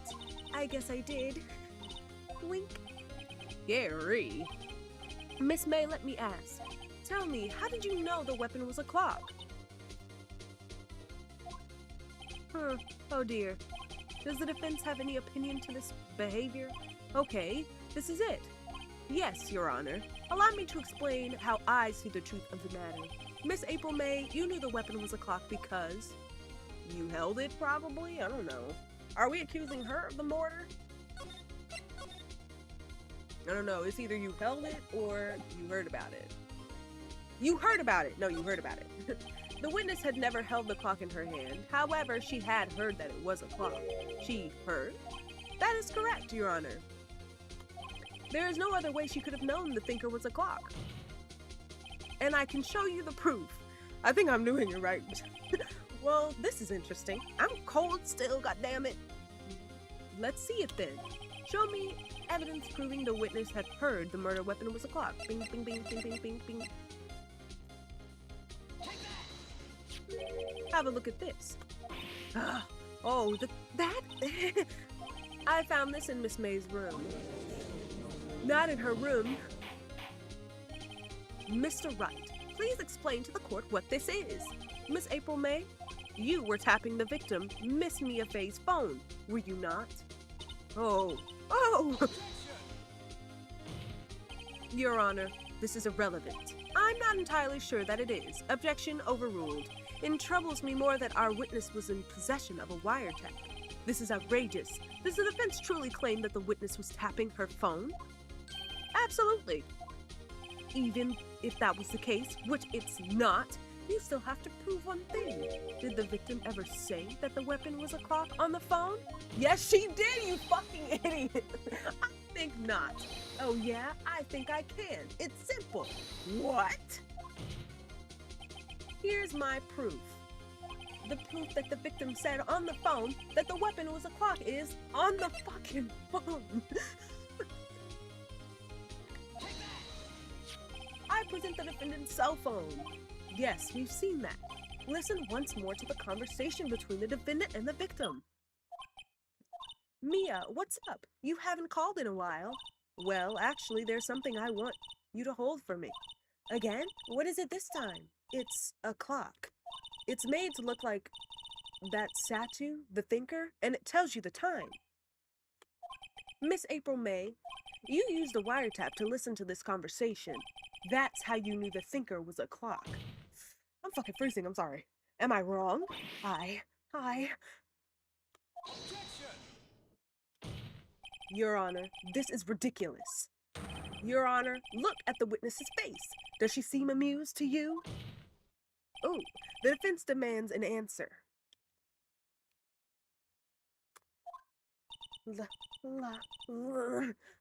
Witness, answer the question. Did you tap her phone? Miss May, shut up, all of you. What gives you the right to talk to me like that? You lawyer.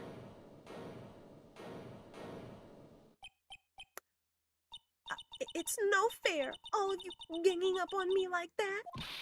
Oh, so I'm the bad girl? Is that it? Is that it? That did it. The court's seen her, the real Miss April May now. Now to deal the final blow. You did it, didn't you? Or why the wiretap? Baby, I don't even know what to ask. I'm about to say it because I don't know. I'm gonna be wrong.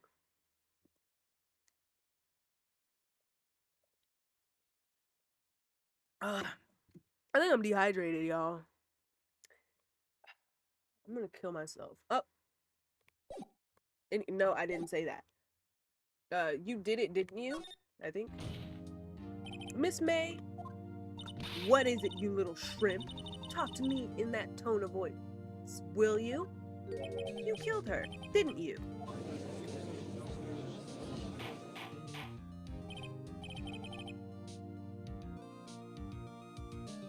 Order. There will be order. What? How can you possibly say that? Are you mad? All I did was a little wiretapping. Oops. So you admit you tapped her phone. But wait! I didn't do anything bad like murder. I'm a good girl. Really? Can you prove it? No way she can prove it. You think you're so smart, Mr. Lawyer? But I can prove it, and I will. You can't be serious. No way. Way, I say. Way. Oh, and I assure you, I'm serious, Mr. Lawyer. Okay, so the killing happened at around 9 at night. Why, that's just when I was getting room service from that sweet bellboy. Room service? Iced coffee, I believe it was. Iced coffee. You know, like normal coffee, but cold. If you don't drink it quick, the ice melts and then you have regular cold coffee. Iced coffee? Think I'm making this up? Ask the bellboy. Wink. What the fuck? Oh. Scoos. Ergo, the witness was not at the scene at the time of the murder. Ugh.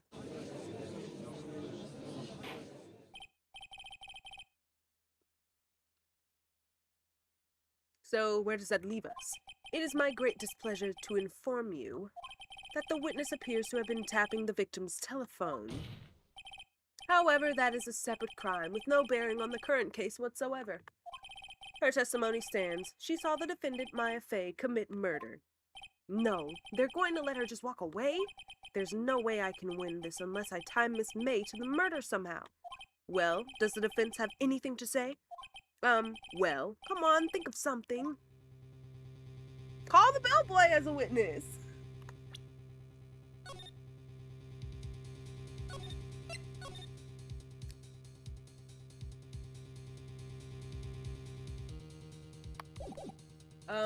Call the bellboy as a witness or continue to examine? I don't know. Call the bellboy as a witness. The defense would like to call the hotel bellboy as a witness. There's something suspicious here, and I'm going to get to the bottom of it. I think you've sunk in quite low enough already. I object to calling the bellboy. Why? What's your reason? Because I hold that the wiretapping had nothing to do with the killing. However, if you agree to one condition, I'll consent to calling this witness. Condition? If Miss April May's alibi is not called into question after you examine the bellboy, then you will recognize that Miss April May was not the killer, thus she is innocent, and thereby you must also accept the verdict of guilty for Miss Maya Fay. That is my condition. What?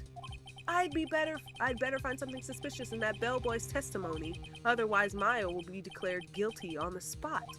What should I do? Bitch, I don't know. Shit.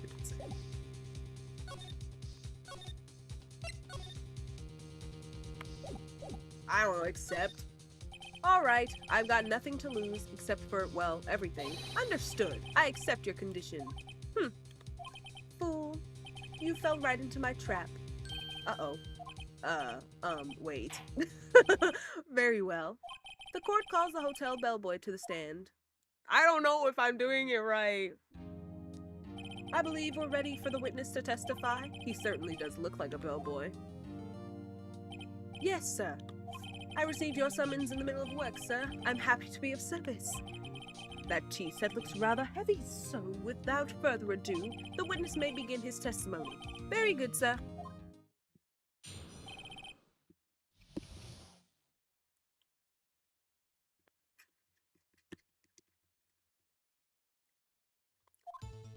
I am the head bellboy at the fine Gatewater Hotel, in business for 4 generations. I believe I received a call after 8 in the evening from our guest, Miss May. She asked for an iced coffee to be brought to her at 9 on the dot, sir. I brought it to her at precisely the requested time, of course, and I delivered the iced coffee to our guest, Miss May herself. I see. The defense may begin its cross-examination. Right. I'm ready, I hope. I'm not. This is it. If I can't prove Miss May was involved with the murder now, Maya will be finished. I wasn't paying attention. I'm gonna be honest. I read it, but I didn't comprehend what the fuck I was reading.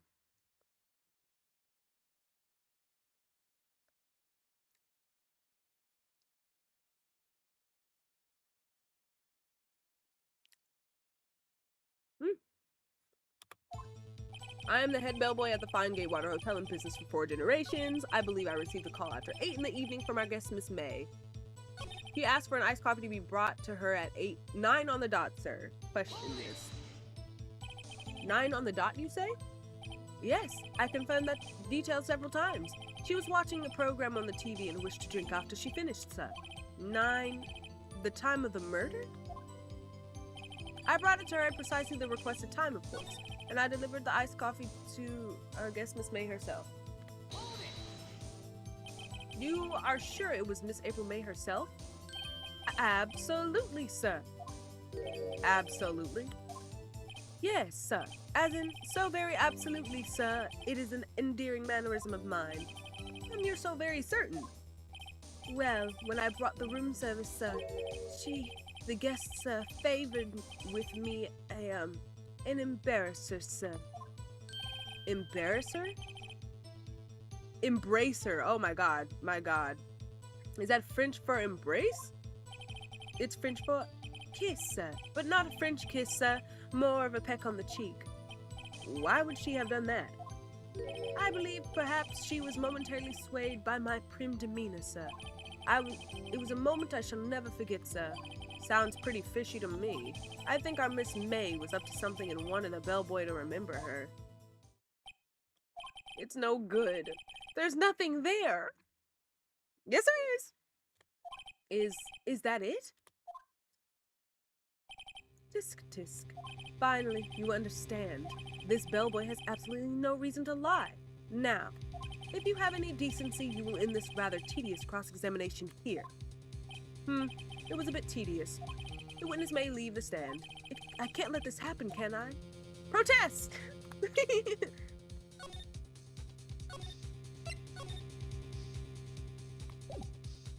Protest. Wait. Please wait. Yes? Does the defense have something to add? One last question. Let me ask one last question. Your Honor, I must object. This charade of justice has gone on long enough. Now, Mr. Edgeworth. All right, Mr. Wright. I'll give you one more question. That's all. Okay. This is really it. Now, this is really it now. This is my last chance. What do I ask him about? Shit, I don't fucking know.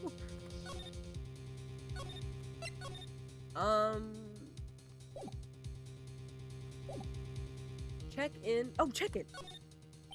Tell me about check-in. Tell me about when you checked in Miss May. Oh, all right. Very well, sir. My first thought was that she was a beautiful, beautiful person. She's just my type of girl, so it was a disappointment, really. I see. Excuse me? What exactly was a disappointment? Well, I am not without charm, sir, but even I'd have a little chance with her lover there. What did he say? What did he say? What did you say? Oh, rather quiet. Bellboy, tell us the truth now. Did Miss May check in with another person? I object. That was objectionable. Objection overruled. The witness will answer the question. Yes, I see. Why did you not mention this in your testimony? Well, sir, you didn't ask. Nice try. That's the sort of thing you're normally supposed to mention. Yes, quite. Indeed. It was the, good barrister there, Mr. Edgeworth, who... He asked me not to mention it if it wasn't specifically asked, sir. You fool.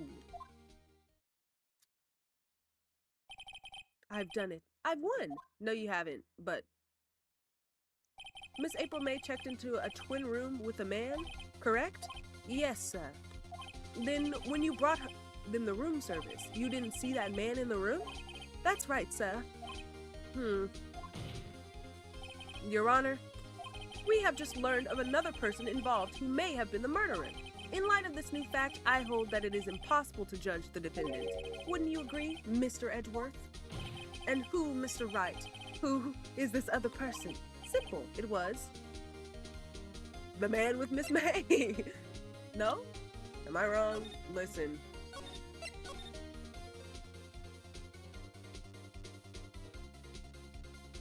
Nope. Don't do that. The man who checked in with Miss May. Ugh. Your Honor, as has been previously revealed, Miss April May was tapping the victim's phone, yet Miss May herself has an alibi at the time of the murder. Liqueur. However, that does not clear the man that was with her. The bellboy saw no one else in the room at the time of the murder. My, what a convenient little setup, but it's too late. Too late? I suppose you'd like it if it was too late, wouldn't you? After all, it was you who hid the presence of the other man from this court. Ugh. Upstart. Amateur. These accusations are ludicrous. Enough. The court acknowledges the defense's argument. I expect the prosecution and defense to look into this matter fully. Am I understood? Yes, Your Honor. That is all for the trial. That is all today for the trial of Maya Fey. Court is adjourned. But bitch, I'm fucking hungry. Did I get paid yet? Oh my god.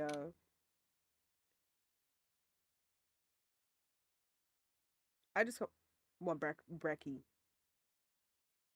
Bruh, why ain't I get paid? Man, I'm gonna kill. I gotta stop saying that. Wait.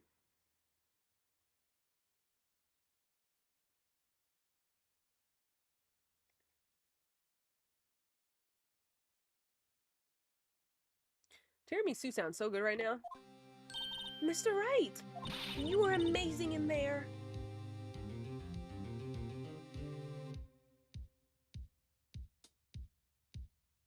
August 19th is when I got paid.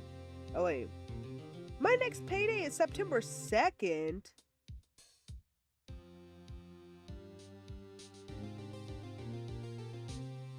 What? I get paid twice a month. What the hell? I have to wait until September 2nd to get paid? Are you fucking stupid? I was supposed to get paid tomorrow. I mean, that's not that far away, I guess. I'm not happy. I want breakfast. Really? I think I might be your newest fan. Oh, I was just doing my job, you know. Then again, that other attorney was pretty cool too. Huh? That face of his, with his eyes wide and trembling lips. It sent shivers up my spine. If you say so. So what happens to me? Or with me? Do I get to go home now? Well, no, I don't think so. Not yet. Oh, I see. But I got a great lead in today's trial. A lead? That man with Miss May. He's the key. Oh, I get it. What happened to Miss May after that anyway? I heard they arrested her. I guess she's learning her charms won't work everywhere. She's probably at the detention center now. I may have to go down there later. Anyway, this case is far from closed. Yes, sir. I'm going to find out more about this man. Do you think he was the one who... Maybe so. Sis, don't worry. I'll find him by tomorrow, I promise. I'm counting on you. I asked for a full record of April May's testimony. I thought it might come in handy during the trial tomorrow. But now that I have it, I'm not so sure. Most of her testimony was all lies. In fact, there's only one part that hasn't been stricken from the record. The victim dodged an attack, then ran to the right, but she was caught and struck. May testimony added to court record. I don't know how much good this will do me. At all now. Anyway, time to hit the pavement and do some investigating. Maya doesn't belong in that detention center, and it's up to me to set her free. Bro, I'm hungry as a motherfucker right now. I want to get breakfast, but I know I shouldn't get breakfast, is the problem.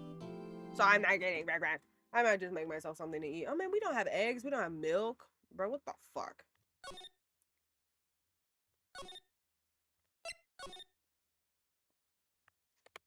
Ugh. These cases are long. September 7th, 3:11 p.m., Detention Center Visitors Room. Well, hello. I didn't expect anyone to visit me in such a dank place as this. It's really quite moving. Not, you stinking lawyer. I hope you die. Have you come to laugh? Yes, laugh at the fallen Miss May.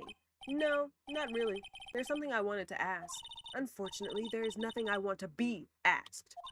Haven't you done enough questioning, you spiky head? Here we go again. Please, you're scaring the security guard. So, what is it you wish to ask of me then, For starters, how did you get to be so totally whacked? About the man who stayed with you in your hotel room. Can you please tell me about him? Where is he? Come on. No way, Jose. Maybe if I had something to get her to talk.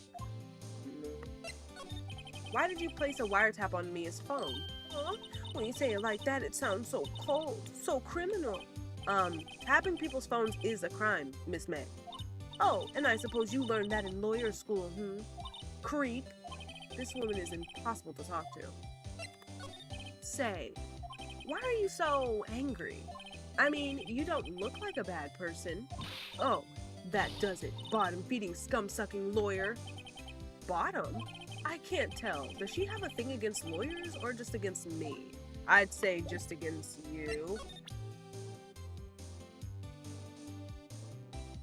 Bro, I'm gonna kill myself. Okay, I have to show her something to make her talk about the guy in the room, but I don't know what to show her.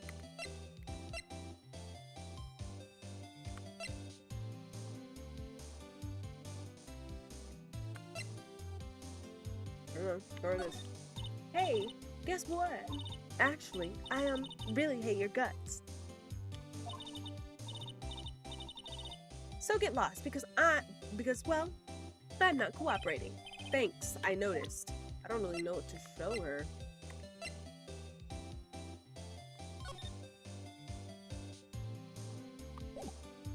No, okay. Nope. Alright, well, I'll be back. We can go to Gatewater Hotel again. September 7th, Gatewater Hotel. Bro, I'm so fucking tired.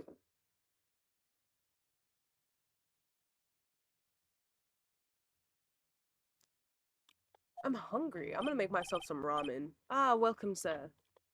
Quite the performance today, if I dare say so myself. Oh, thanks? Sorry for putting you on the spot like that. No, not at all, sir. Your efforts today can only help the Gatewater's rep, as they say. Huh? Rep? Yes, our reputation will swell as the hotel where the murderer used a wiretap. We can charge a premium for the room, of course. It will be great for business. Whoa. Miss May hasn't been charged with murder. I, too, will become famous. The bellboy who brought the murderer iced coffee. Why do I feel like we're both stuck in the same bad dream? So, you are our honored guest. Please let me know if there is anything I can bring you. About Miss May. Oh, her, sir, not to boast, but I knew the moment I saw her. She'd do it, I said. Do what? I'm starting to think the most suspicious person here is this guy. Ooh, that looks good. I wanted to ask you about the man who was Miss May. Oh, yes. He struck me as a real lady killer, if you'll pardon the expression. I knew it from the moment I saw him, sir. He and I are of the same ilk. We both carry the scent of danger. There we are in total agreement, Mr. Psycho Bellboy. If you had a photo of that man, I'm quite sure I could identify him. A photo, Could you tell me about this hotel? Absolutely. And on that subject, I have an excellent idea, sir. Currently, this hotel is known as the Gatewater. I propose that we add a subtitle. A subtitle? The Gatewater Hotel, Murder Manor. Well, what do you think? Sounds great. Whatever floats your tea set. Okay, so I need to... I don't know. Here?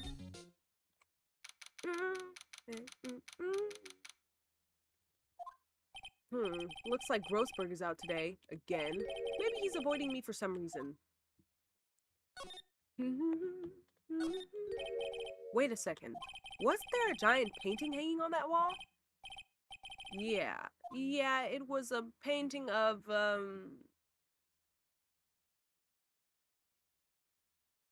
sunflowers? Wasn't it? It wasn't a very memorable painting anyhow. Shit, I don't remember. All I know is there was a man, a black man. What's this? Old photos. There are two lying here. Something's been written in pencil on the back. DL6 incident dash exhibit A, DL6 dash exhibit B. Let's take a look at these. DL6 exhibit A. I'm sure I've seen this person somewhere. Perhaps I'll borrow this photo. I'm sure no one will miss just one little photo, and it might be a valuable clue. I'll take it for now. A photo lies on the... Ew, his face pisses me off. Maybe I should switch it with the one I took. Swap photos. I think I'll swap them. Damn. Okay. Brujas. The Gatewater Hotel. Oh, E. Take a look at this photo. That's him, detective. I'm the lawyer. Oh, I know that.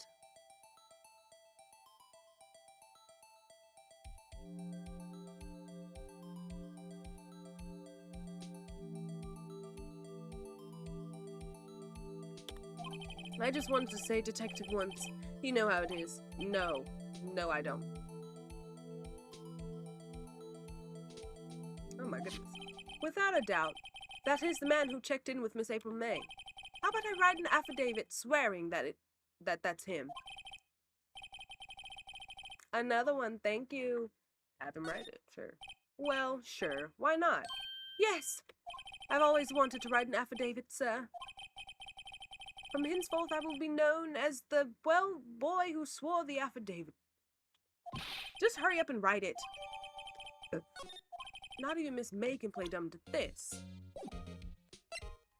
Back to the detention center I go. You again? Can't you take a hint and stay gone? Hey, the only reason I'm back here is because you won't talk to me. Oh, so it's my fault now? You don't just have spiky hair, you also have a spiky heart. That does it. When this case is done, I'm shaving my head.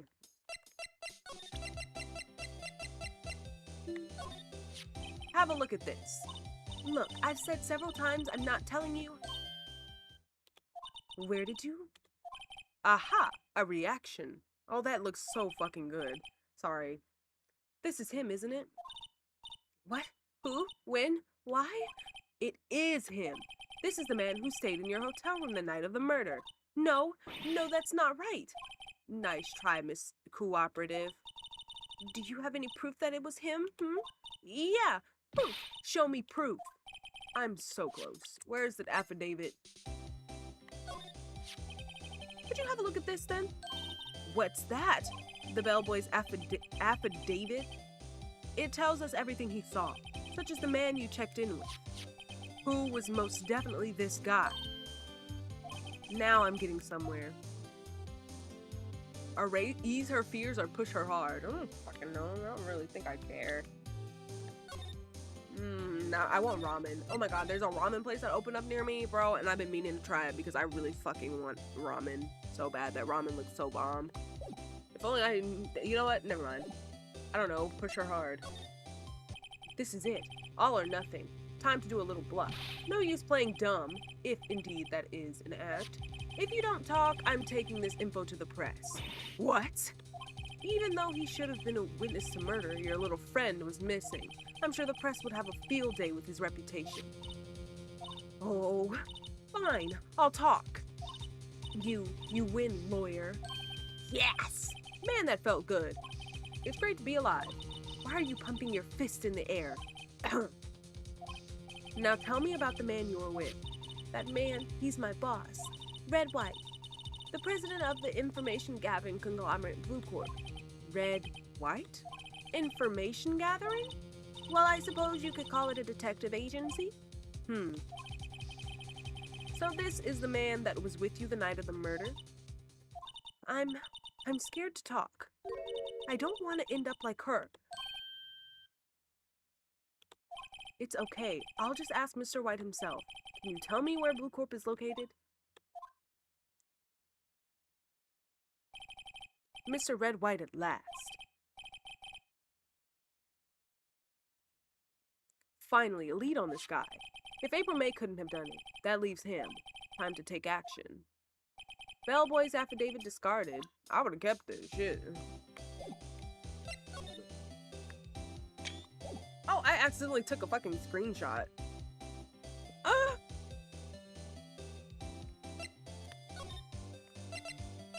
What if I go back to Grossberg? Alright, this is getting ridiculous. Where the heck is that loafer?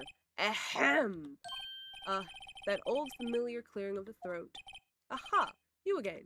Hello, Mr. Grossberg. Well, well. You were quite the thing, my boy. Excuse me? The trial? The trial? He was there? Reminded me of myself when I was a youth. I guess something got passed down through me, maybe? It brings back memories, it does. Ah, the days of my youth. Like the scent of fresh lemon, you see. I really want ramen so bad right now.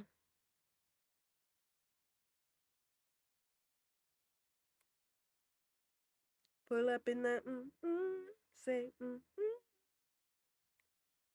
Gippon Ramen? Is that the place? Yokai Ramen. Maruchan. Ooh, that sound, yum, yum, yum. Samyang Bulldog Carbonara Hot Chicken. No, I'm good on Bulldog. Ay, ay, ay. Ole.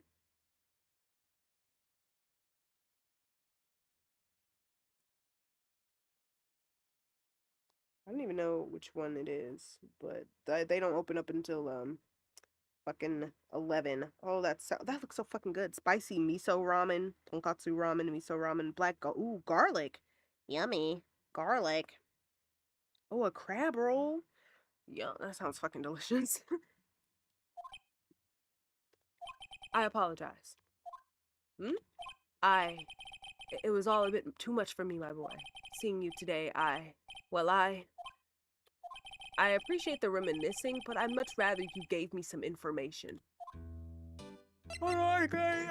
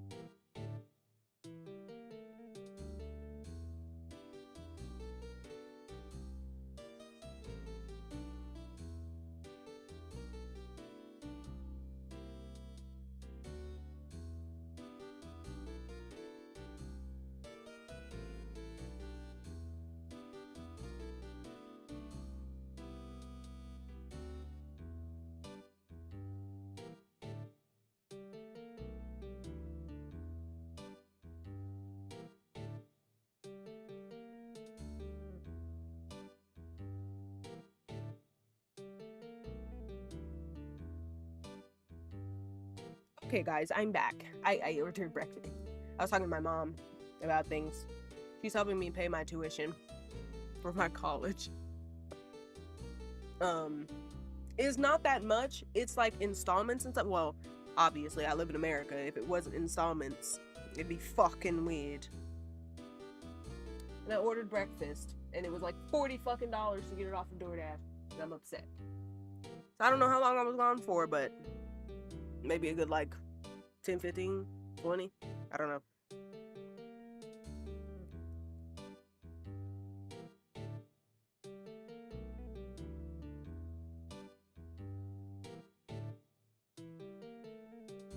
All right.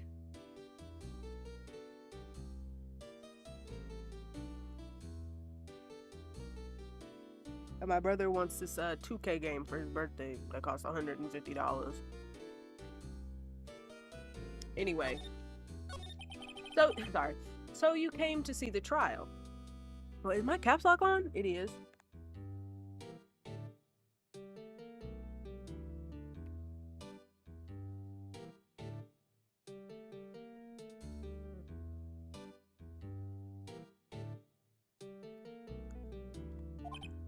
Yes, I did. I can be louder now because everybody in the house is awake. Something was bothering me all last night, you see. I couldn't get a wink of sleep. Really? What was that? Or what was that? Well, you see, it's just Mia's sister, that poor girl. My boy, I owe you my thanks, truly. I don't know what I would have done if things had gone poorly for the girl. You were that worried about it? Why didn't you offer to defend her? Or if you were that worried about it.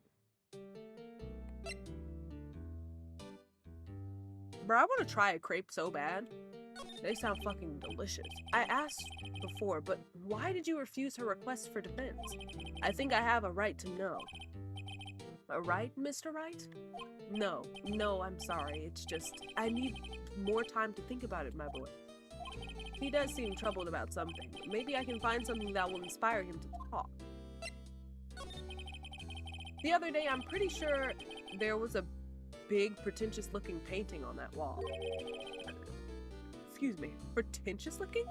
Well, you know, the one I mean. Anyway, where did it go? Yes, well, I got rid of it. Got quite tired of the thing, really. I had sold it, you see. Yes, that's right. Sold it?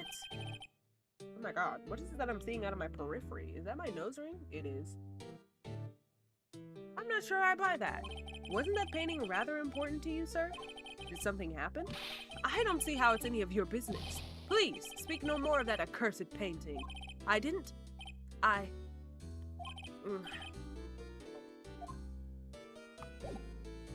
womp womp. Hey. Here. Excuse me, I was wondering about this photograph.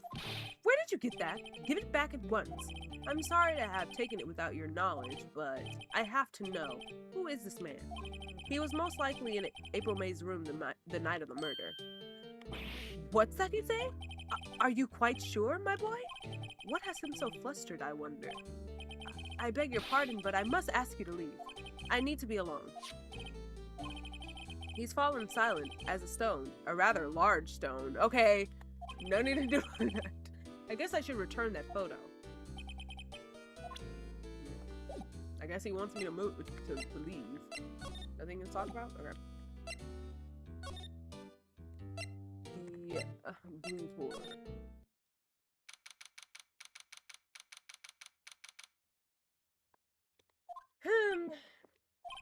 What's with the surreal decor? Welcome! Please furnish me with the title of your personage. What the? Your name? What's your name? I was just inquirably asking you the title that you go by. Wright? Phoenix Wright? Inquirably. Mr. Wright, is it? Right, I see. Splendiferous. Perhaps I have intimidated you with my giantesque vocabulary? What is this guy's problem? I'm Red White, CEO of Blue Corp. You know, corporate expansion. Official? I don't think that's what CEO stands for. This CEO stands for Chief Executive Official or Officer or whatever the fuck. not corporate expansion official. My business dealings bring me into contact with the elite of the elite, so I'm afraid I'm not used to conversing with the wordily challenged. What a fruitcake. Let me guess. You are an attorney fresh out of law school, are you not? That's the only explanation for why you would come to meet me like this. What does he mean by that? No matter. So, what business does a mighty lawyer have with a man such as myself? Yipes, this guy's arrogance meter is off the scale. Miss May is an employee of Blue Corp, is she not? Correct. She was my secretariat. What a shock it was to hear what she has done. What she has done? You mean the wiretap? Indeed. She is paid to answer phones. Tapping them is not in her job description. Oh, a spicy chicken wing sounds delicious right now. Sorry. She does gather information for us as part of her duties, but I assure you, we do not condone illegal methods. It is ineffable that she would do this. I do not even know what that means. I'm looking it up. La oh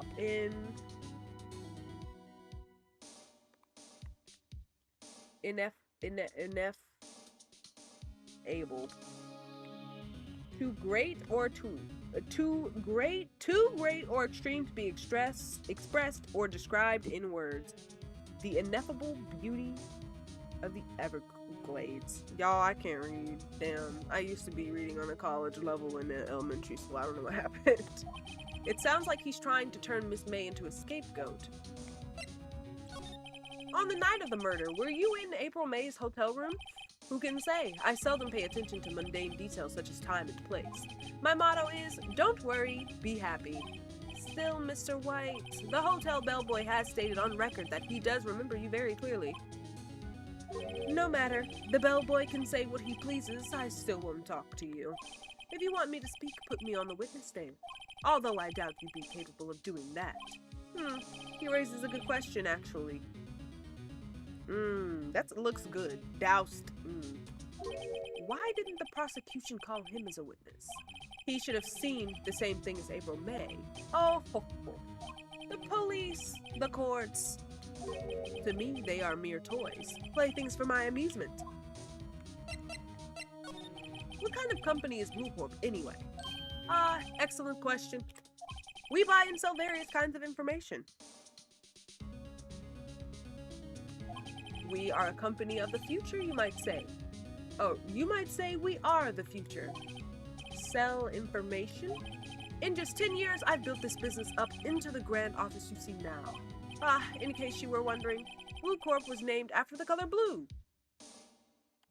What are you doing, Finnegan? Being old? My doggy. I, Red White of Blue Corp. I fucking hate you. I, Red White of Blue Corp, as founder and CEO, named it so. And why, you ask? Because I like the color blue, of course. Fantabulistic, is it not? What the fuck is wrong with you? There's something that's been bothering me. Yes? What might that be? That big painting on the wall over there. I've seen it before. Actually, I don't know. Save.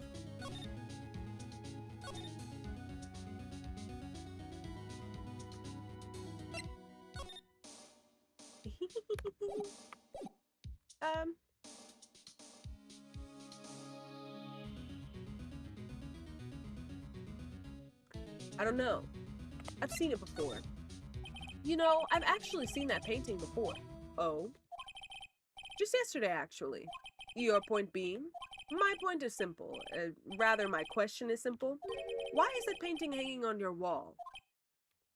Mr. Wrong, was it right? It appears you do not fully grasp your position here.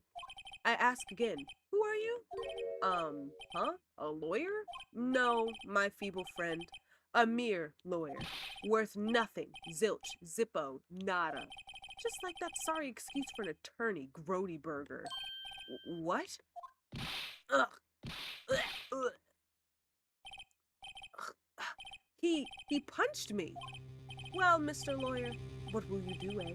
Charge me with assault? Charge away. I welcome it. For it is you who will be found guilty. What? Heed my exposition. The police, the courts, they all do my bidding. So you say. But I wonder, is that kind of control really possible? I don't expect you to understand. It is a world beyond your comprehension. You came here from Grody Burger's office, from Grody Burger's, I presume? Mr. Grossberg's? Yes. Then you must ask him, why is it that this painting of his hangs here? Perhaps then, he will tell you. Perhaps he will explain how a man can live life purely for personal profit. Go now, skedaddle. There is nothing more to discuss. Bitch. Sorry. This ugly-ass desk. I'm guessing this is supposed to be a desk? My, this is quite the thing. Really? On my bed, Finnegan?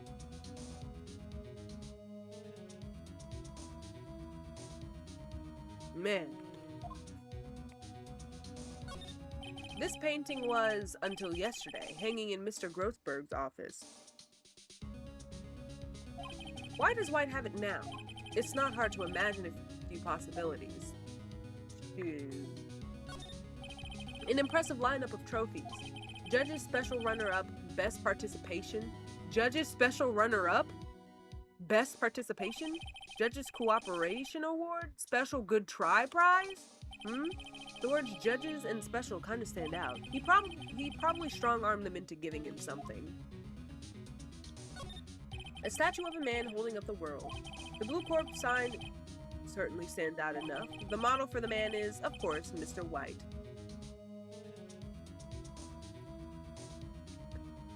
Ay. This is the top floor of a 20-story building.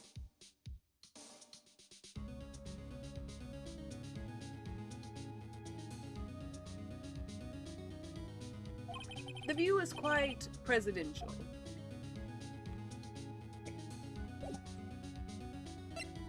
Where next to? The detention center? Apparently, Miss May is in questioning. I doubt they'll let me talk to her today. Gatewater Hotel. The bellboy seems to be out. Huh? The sound of water coming from the tower? La-di-da, making money, money making. I got the money making blues. Someone seems to enjoy washing the showers.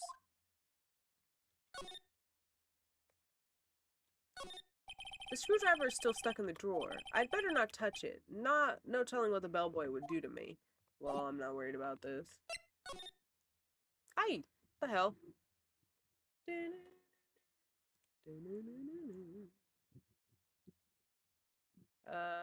Boom. I guess back to Fanco Law Offices. September 7, Fanco Law Offices. Looks like forensics is taking the day off today. Detective Gumshoe's nowhere in sight. The police really gave this place a working over. I doubt there are any valuable clues left. Suppose it can't hurt to take a look around, though. I don't know. What am I supposed to do? Go back to Grossberg. Huh? I don't think he's noticed me standing here. Maybe I should clear my throat. Ahem! Jumping Jehoshaphat! Oh, you. What's wrong? You look so pensive, like an old man at the end of his days.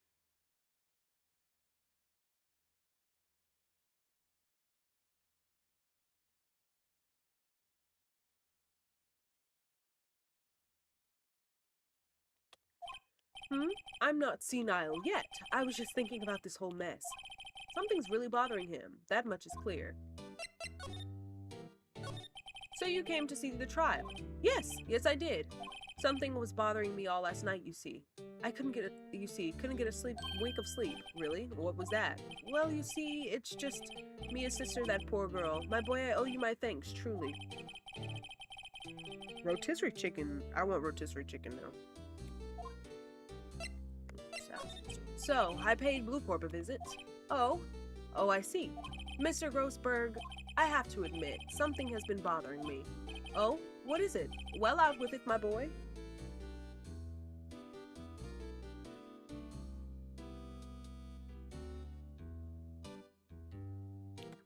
You see, it's just... The big painting. Mr. Grothberg, sir, there was a giant painting hanging right there the other day, was there not? The one you said you had no intention of parting with? Well, I saw it today.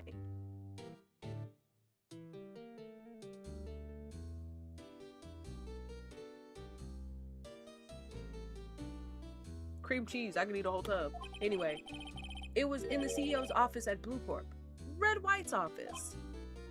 So, you noticed. Annoying number 1.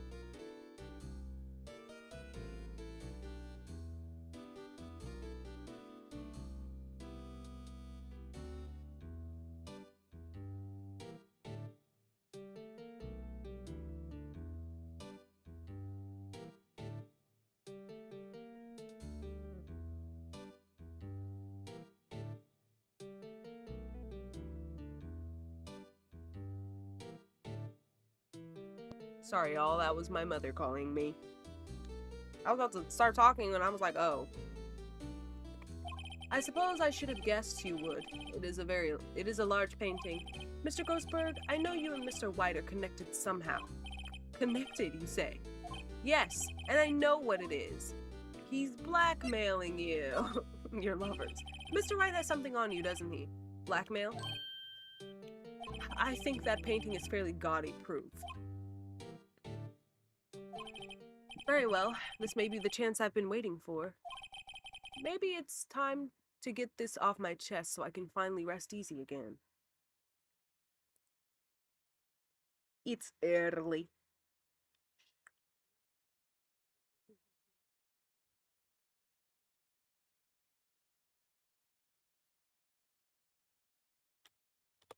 After all, you were Mia's understudy. Perhaps it was fate? What's he talking about? Red White is a man who makes his living through intimidation. Blue Corp is a company that excels in finding people's weaknesses, I'm afraid. I've been paying them for 15 years now. 15 years? All because of the DL6 incident, as you may have guessed. The name on the back of those photographs. As you suspected, I could not stand in defense of Maya because of this. White would have destroyed me if I did.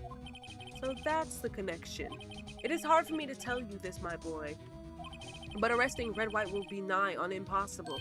Impossible? Why? He has information on everyone. It gives him an iron grip.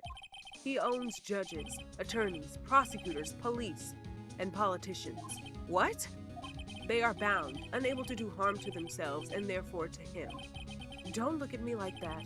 What you see is nothing more than the weight of many years. What is the DL6 incident? The DL6 is nothing more than the sorting code the police gave the case. It was 15 years ago now. I received a request from a medium, a spirit medium. A medium?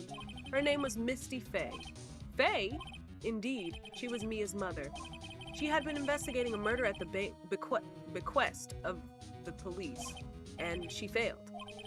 As requested, the police called her a fraud. As a result, the police called her a fraud. This is what Maya was talking about the other day. I did all I could for her, and in the end cleared her of wrongdoing. That murder case, however, remains unsolved to this day. That case is the DL6 incident. But why were you blackmailed over this, Mr. Grothberg? The DL6 incident was top secret at the time. It made sense. The police didn't want people to know they were using a medium. They couldn't let people know. But one person found out. I told him. You told White? He offered me riches. It is an embarrassment to me now. Because I talked, the police were mocked far and wide. In secret, they began looking for the one who sold him out. Of course, White heard about it and he came to me. Only this time, the offer was blackmail. I see. White controls the law of his country as he sees fit. Yet if you would still challenge him, have a close look at Mia's office. Mia's office. She followed his every move for years. She may have recorded something of what she found. To Fanco.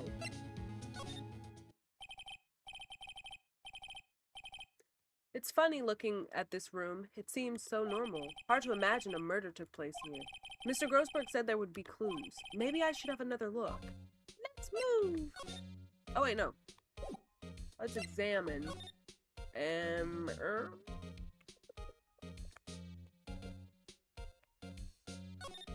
All the cases the chief ever worked on are filed here. They're in alphabetical order. Let's take a look. Which files should I look at?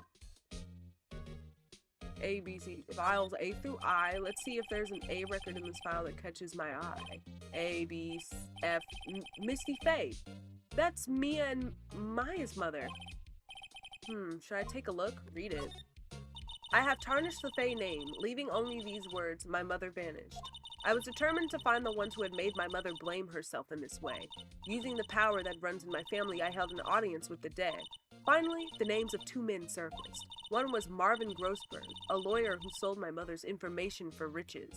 The other was the man who sold that information to the press, this parasite who makes his fortune on threats and coercion. His name is... The record stops there? So Mia knew Grossberg. That's why she took him in.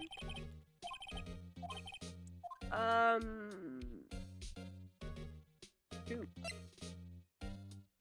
Red, A, B, C, D, E, F, G, H, I, J, K, L, M, Q, R, this one.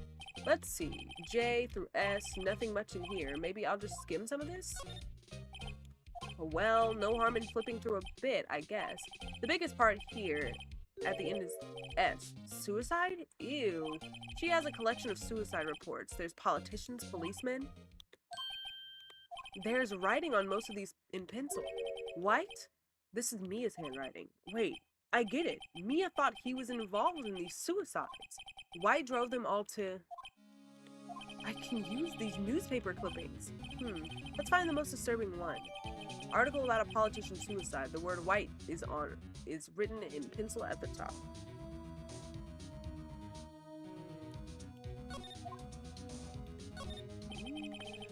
Yeah, check them. I want to see which files to check. T through Z. What's going on in T through Z? T, U, well, I know. W, white. The entire W section is missing. Was it taken? It was taken. It was took. Back to where? No.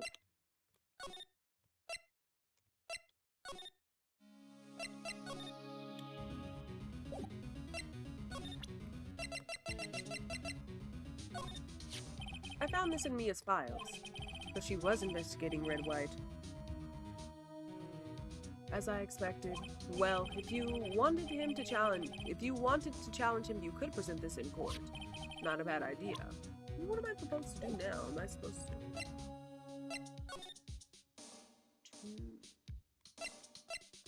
go up again? Well, aren't you persistent? Sorry, but there's something I have to ask you. Mr. Lawyer, I really hate having to repeat myself, but it seems the message has not yet penetrated your thick skull. What?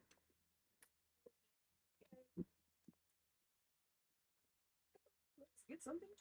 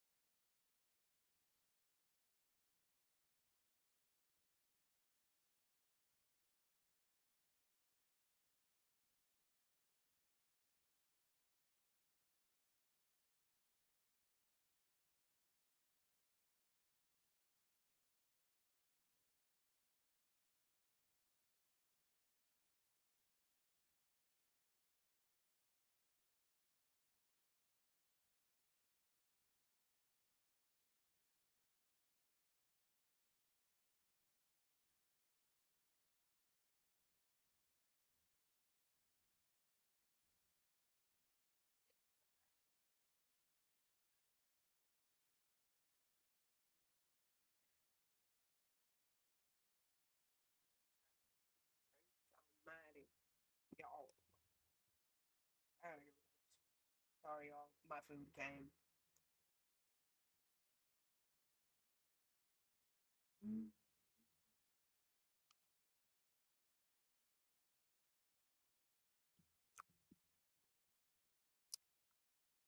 Mm-hmm.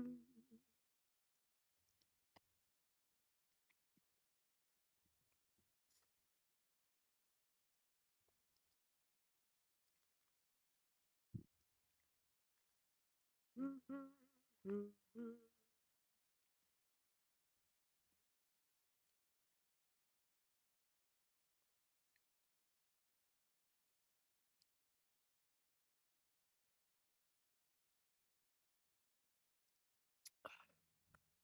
Apple juice.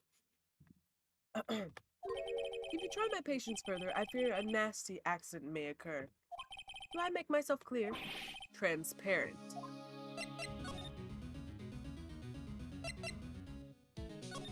There's no point in asking this crooked a straight question. I need some evidence I can use as ammo. What's wrong? Is something stuck to my face? Why, yes, there's my eyes and my nose and my mouth. But of course I jest. You need not restrain your mirth, my friend. It's okay to indulge in my cosmopolitan sense of humor. I will not think less of you.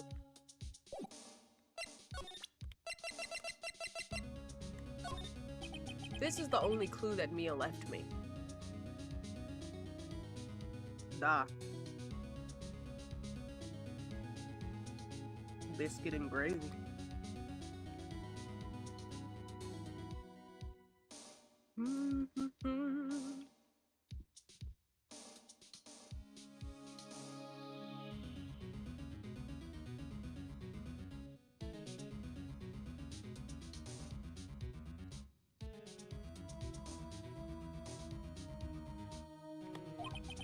I better make this one count.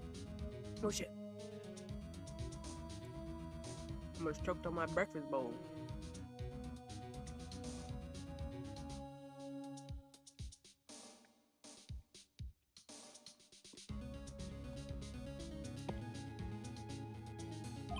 Mr. White, see this?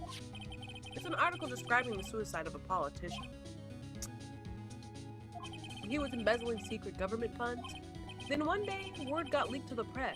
The very next day, he took his own life. And this concerns me how? I found this article in Mia's office.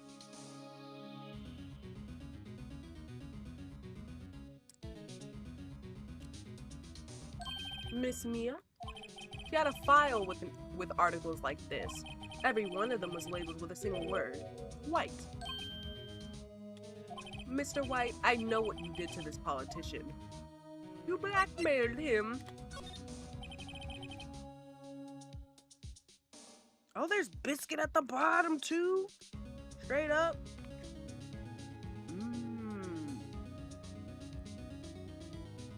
Excuse me?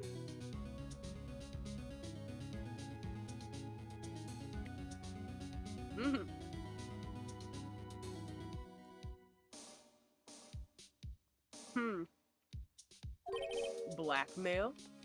Not just him either. You were threatening him for worse than hundreds of others. Bruh. You were involved in all of the suicide cases that Mia mentioned. This company is built on blackmail. I'm right, aren't I? What a bizarre accusation, Mr. Wrong. What is it that you should be doing now? Investigating me? No, no, no, I think not. You should be searching for the one who killed Miss Mia. Secretary's office, hello? Mr. Wrong will be leaving now. Yes, sir. I'll send someone right away. Wait a second. Mr. White. You're wrong?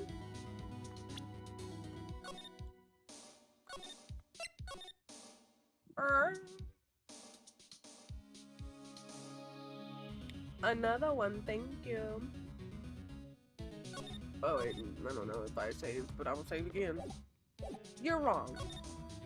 You're wrong, Mr. White. Excuse me. What I should be doing now is going after you. Just what are you insinuating? Mia was on to you. She was keeping tabs. For this reason, you had April May tapping her phone. Then Mia was murdered, and all the documents about you mysteriously disappeared. So, the culprit would be... Even a child could work it out, Mr. White. You did it. Secretary's office. We won't be needing an escort for Mr. Wrong. Instead, please connect me to the public prosecutor's office. Of course, sir. One moment, please. White? That you? What are you doing calling me at a time like this? Hello, Chief Prosecutor? I've changed my mind. I want to testify tomorrow. What's this about? The Mia Fey case. I witnessed the murder, you see. And thus, as a very important witness, I would like to testify. What? Why now? I thought you said you didn't want to go to court. Quiet, dude? I told you I changed my mind, didn't I? Oh, and one other thing. Send the police over here right away. The man is standing right in front of me. He looks dazed, but could be violent. What? What man? Are you even listening? The executioner, the hatchet man, the liquidator, the killer man. What? Mr. White, this isn't another one of those. Chief Prosecutor, I do not believe you are in a position to freely offer your opinions to me, correct? I'm telling you to send the police, now. Did I not tell you, Mr. Wrong? You are a mere lawyer, as was Miss Mia. How dare you? I'll point the finger at you, and you will be tried as Miss Mia's killer. The case is as good as settled. No lawyer of any worth will defend you. I have friends in the local lawyers association, you see. You'll be given a lawyer so stupendously inept that they make even you look competent. I feel faint. Detective Gumshoe reporting, sir. Oh, Butts! Harry Butts! Oh, my!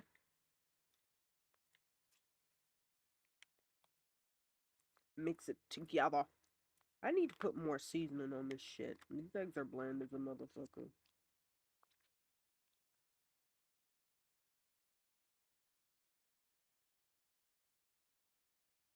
Mmm.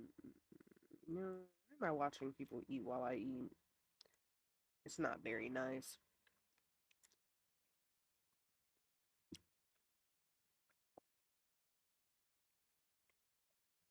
I need to go put more seasoning on this chip.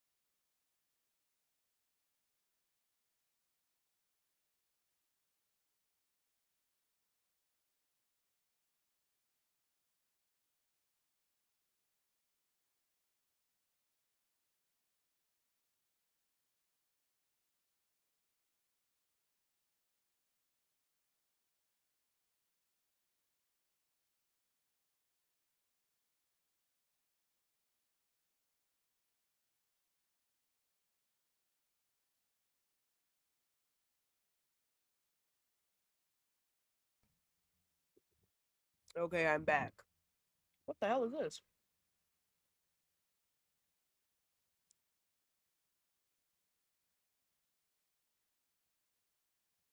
Did my stream end? I was about to say, what the fuck? Alright. What are y'all doing? Just take yogurt syrup. Right, actually. Phoenix Wright, and my friend's name is Larry? Oh, right. Sorry, pal. Butts was that murderer, right? Detective Gumshoe, I present to you the man who killed Miss Mia Fey.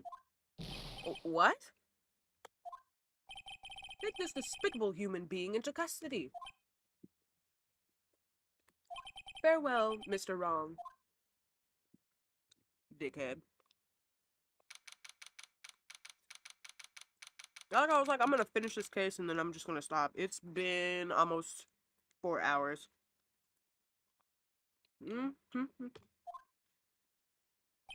I can't believe it's only been a day since the first trial. It's taking forever because of events.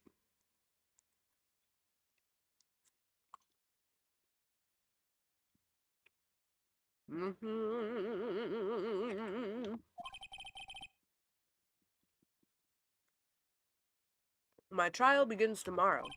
Wife's going to set a trap for me, and the prosecution will be in on it, of course. Edgeworth included. An attorney was assigned to me by the state yesterday. I refused. I had an idea. Right.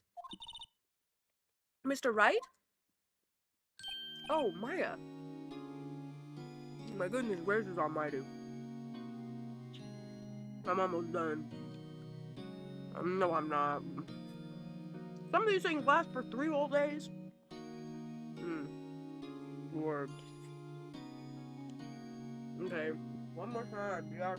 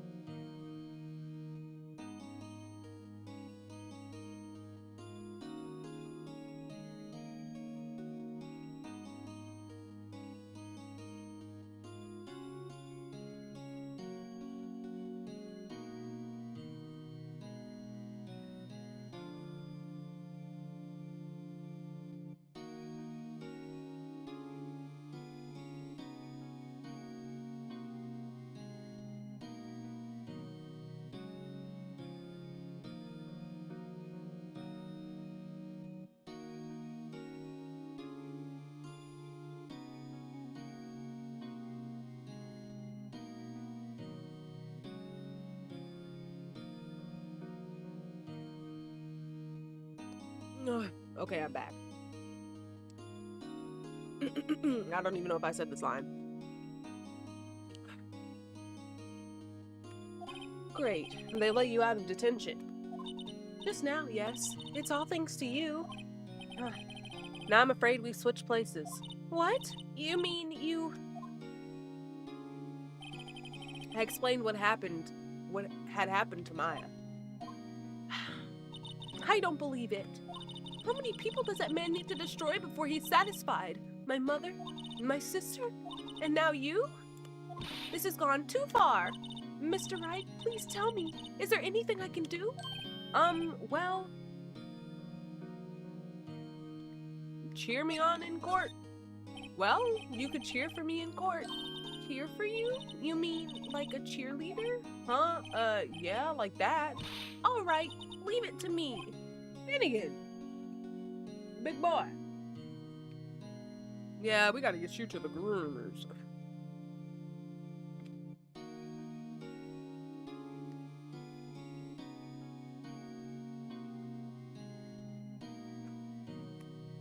The bones.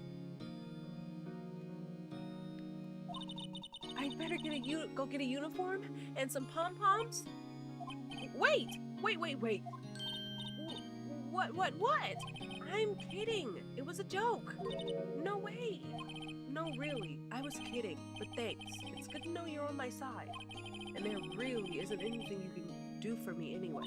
But I can't just sit here and do nothing.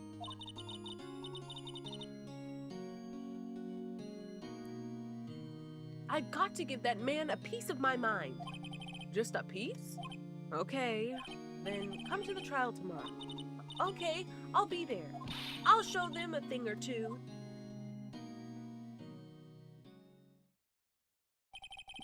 Times may change, yet with crime, it's the same old story.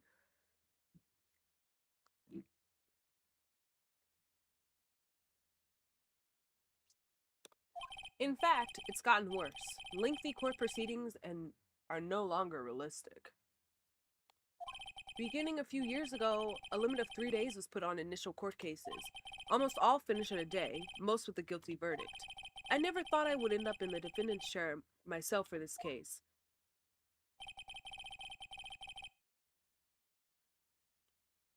With the true culprit appearing as a star witness, this is it. Tomorrow, it's me or him. Ay.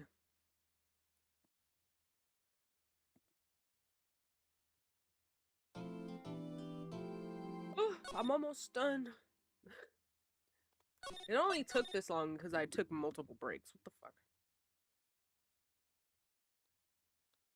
Wait a minute.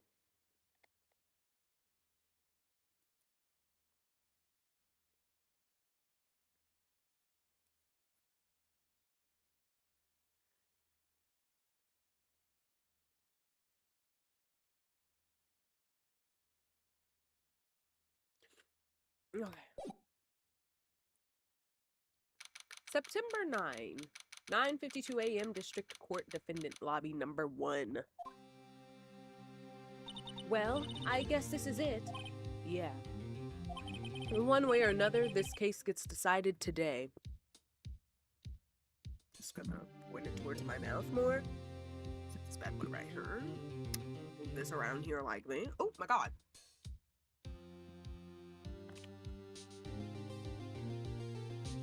Okay. Right. Ah! Phoenix, look! What you need, boy?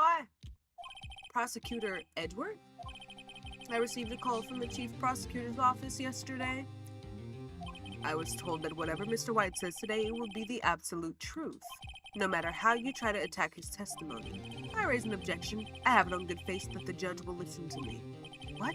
Does White have the judge in his pocket too? So, you're saying I'm going to be guilty. End of story? I will do anything to get my verdict, Mr. Wright. Anything. Why? Why? How can you torment an innocent person like this? Innocent? How can we know that? The guilty will always lie to avoid being found out. There's no way to tell who's guilty and who's innocent. All that I can hope to do is get every defendant declared guilty. So I make that my policy. Edgeworth. You've changed. Phoenix? You know him? Don't expect any special treatment, Phoenix Wright. Phoenix? Well, court will be starting soon. What? But wait! Your defense attorney isn't even here yet. They're not. I'll be defending myself. What? Okay, let's do this. Bro. September 9, 10 a.m. District Court, courtroom number 1.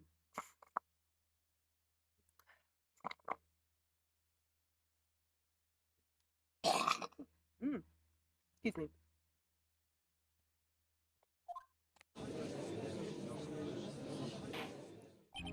Court is now in session for the trial of Mr. Phoenix Wright. The prosecution is ready, Your Honor. The defense is ready, Your Honor. Mr. Wright, are you sure you're up to doing this? Yes, why wouldn't I be?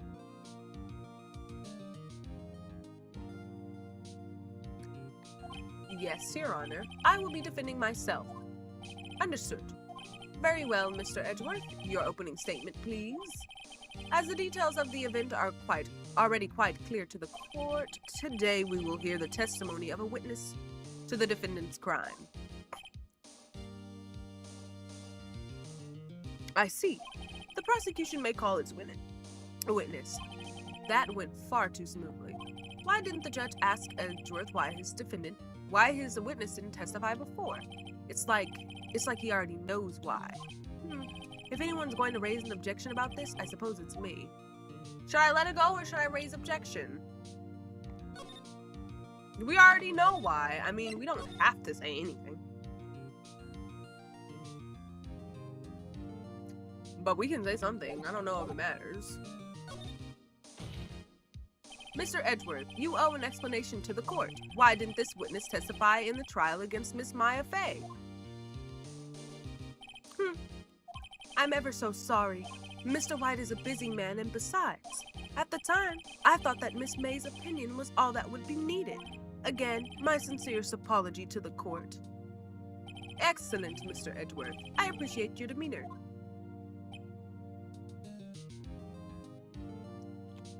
Great. He gets to show off and I get nowhere. I would like to call Mr. Red White to the stand.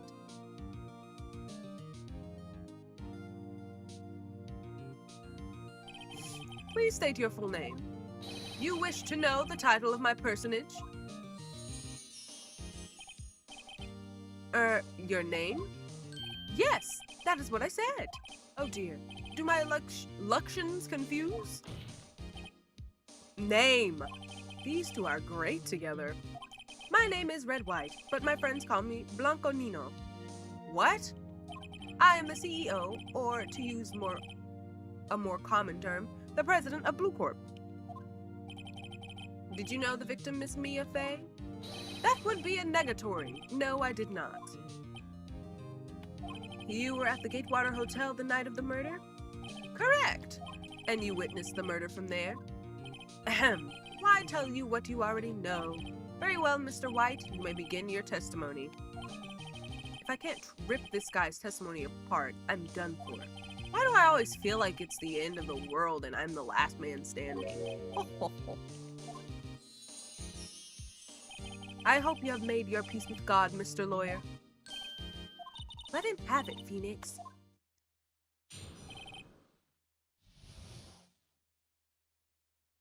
Witness now. Let's see, it was about 9, I believe.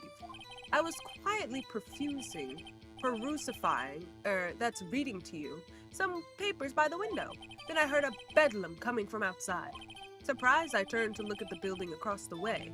It was then that I saw him, the spiky-haired man attacking a woman with long hair. Needless to say, that man was none other than you, Mr. Lawyer. I called Miss May over at once. She, too, was flabbergasted, of course. The victim, she ran away, but you gave chase.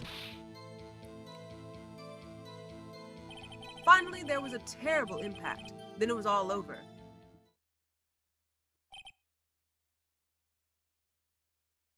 If things occurred as you testified, then I'm afraid the defendant is guilty. Very well, Mr. Wright. Your cross-examination? Yes, Your Honor. I don't know.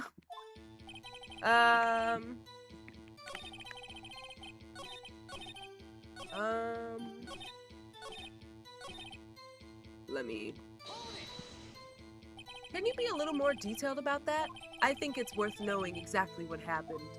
Of course. Comprende. I understand.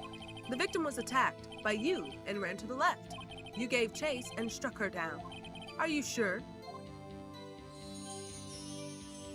As you know, I am always absolutely perfect.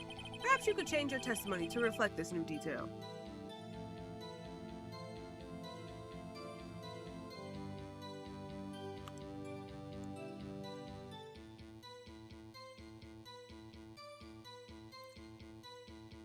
Bruh, what the fuck? La di da di da di da. Sorry. I must be in a good mood or something.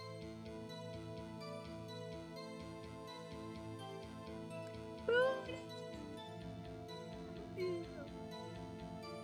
what the fuck? The victim ran to the left, and you gave chase. Are you sure about that? How many times must I say it? I'm abso-positively perfect. End of story. How many times must I hear that? Psst, Phoenix, doesn't something about that strike you as a little odd? It does.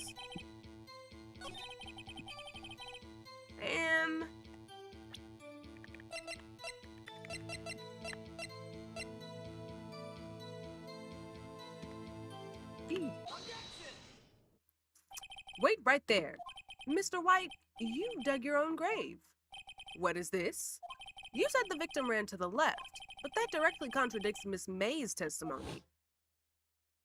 She clearly stated that the victim ran right. Oh, it is simple. You have misheard her. I think not. Look at the floor plans. The killer was here, and the victim was here. If the victim ran to the left as you claim she did, she would have been running directly away from the door. She would have been running into a dead end. Don't you find that odd? Very strange. I did see her run to the left. Phoenix, look at his face. I don't think he's lying about this one. True.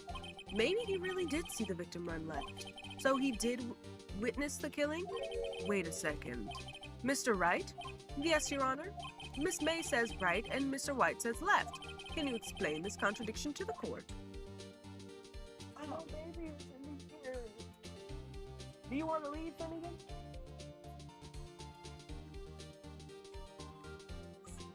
My baby.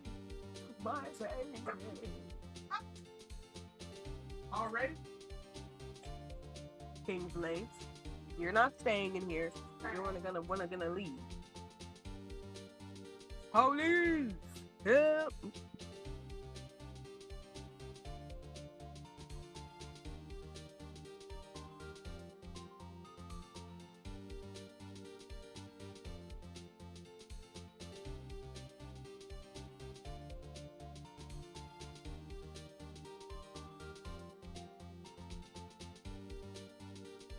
That was my mom. Both are right. Both witnesses are telling the truth, for once.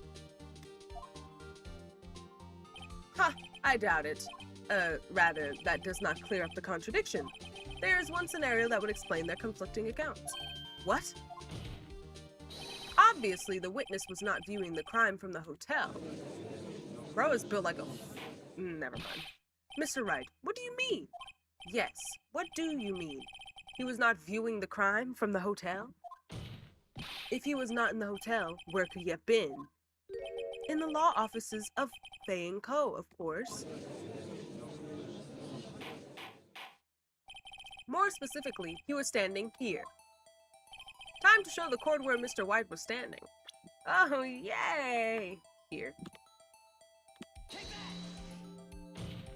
Excuse me. Okay, never mind. This is where he was. Look.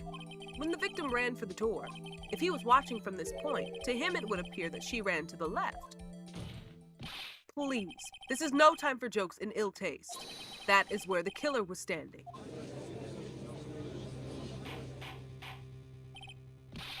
Order! I will have order.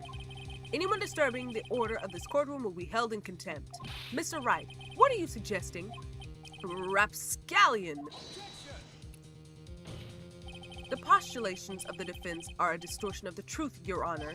Indeed, they do seem a bit far-fetched. You provide us with so much entertainment, Mr. Lawyer.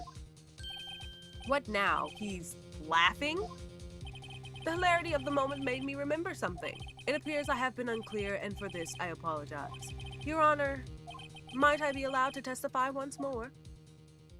Very well, let's hear your revised testimony. Good luck. You can't fix a broken testimony, buddy. Get out of here. She ran to the left. Miss May's testimony was correct, as was mine.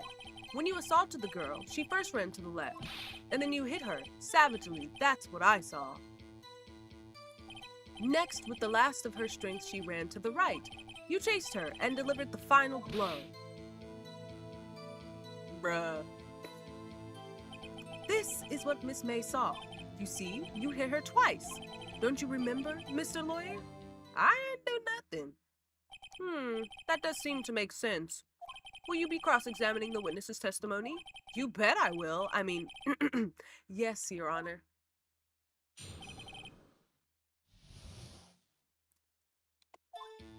Okay,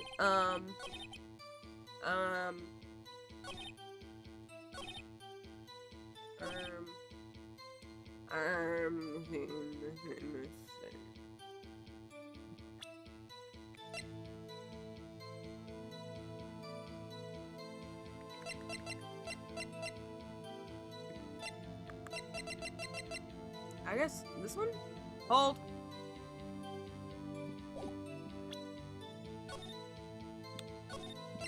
Jean Pisseur. No,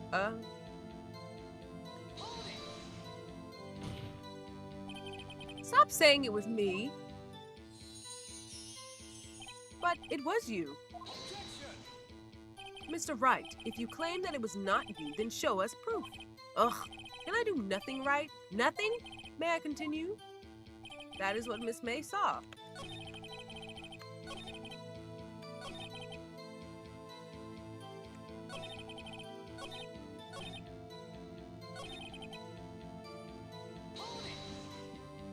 So, were you watching both times?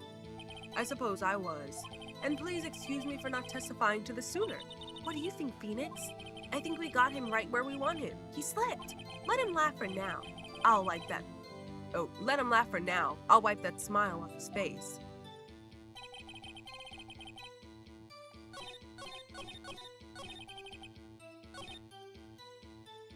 E.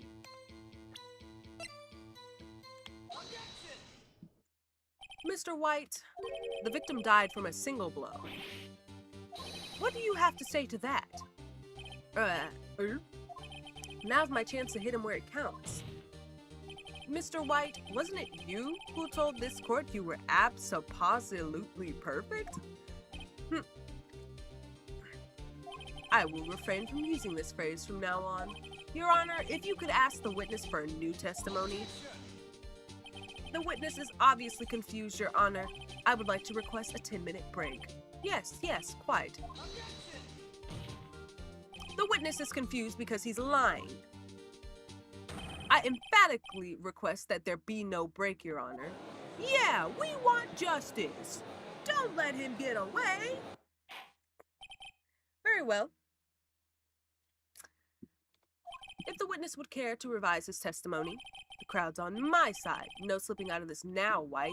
Mr. White? Okay. Oh, my neck hurts so bad. Sorry. Well, see, I looked at the other window when I heard that thing fall. Then, the next moment, I saw Miss Mia run to the left. The killer, you, attacked her, but she dodged. And then she turned and ran for the door. Then you did her in with a single blow.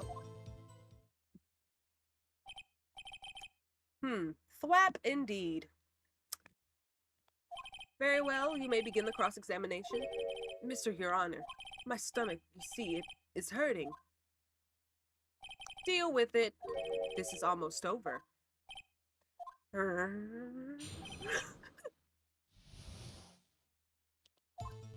Well, see, okay.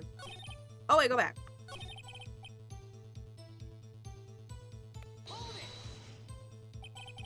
You heard that thing fall? What exactly was that thing? Huh? Oh, that?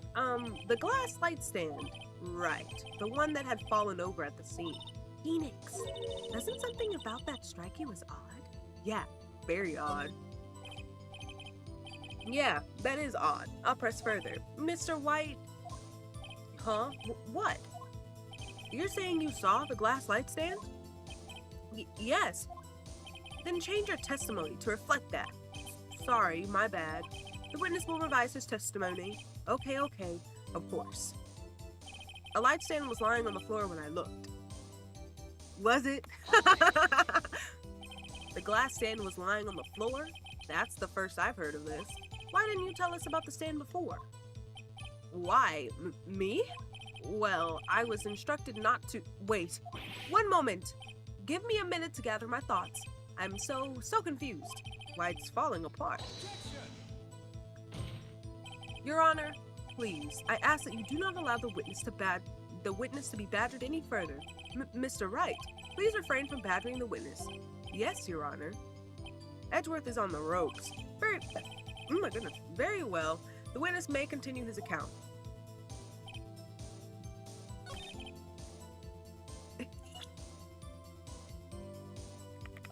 I think it's this one. Wait, hold. Let me.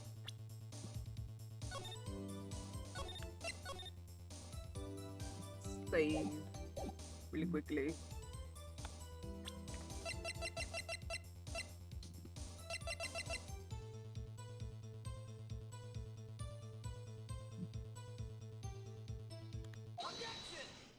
Oh, Mr. White. It was impossible for you to have seen the light stand. What? The stand broke into pieces when it fell. Just by seeing the broken pieces, you would have no idea it was a light stand. So tell me, exactly when was it that you saw the light stand? Or the stand? Answer the question. Isn't it obvious? I saw the stand before it fell over. So you saw the stand before the victim was attacked then? Correct. That would be no problemo, right? Big problemo. There's a big problem here. What problem is this? Mr. White, let me make sure I have this straight.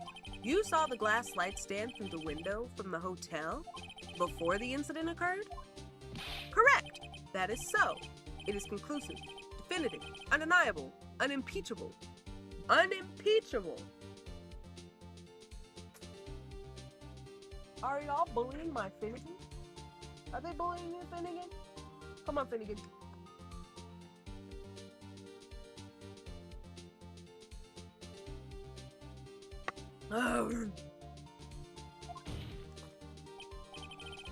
No, it's impossible. You couldn't have seen the stand.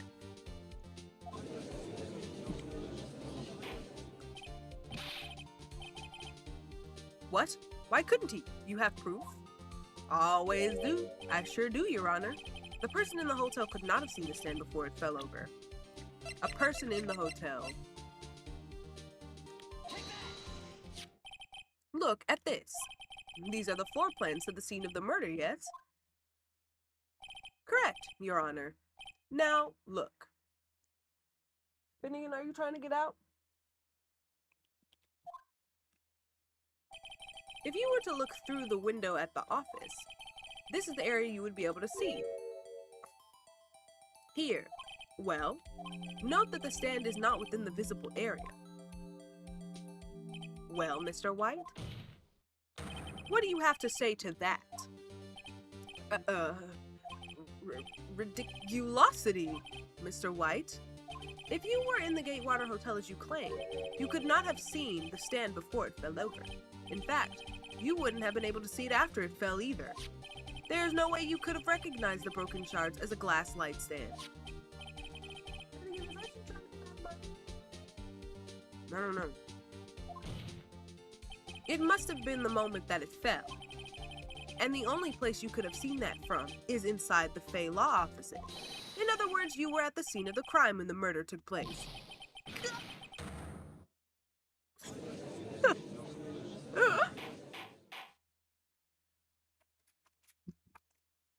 What in the world? Who opened the door? Was that you? Taxon?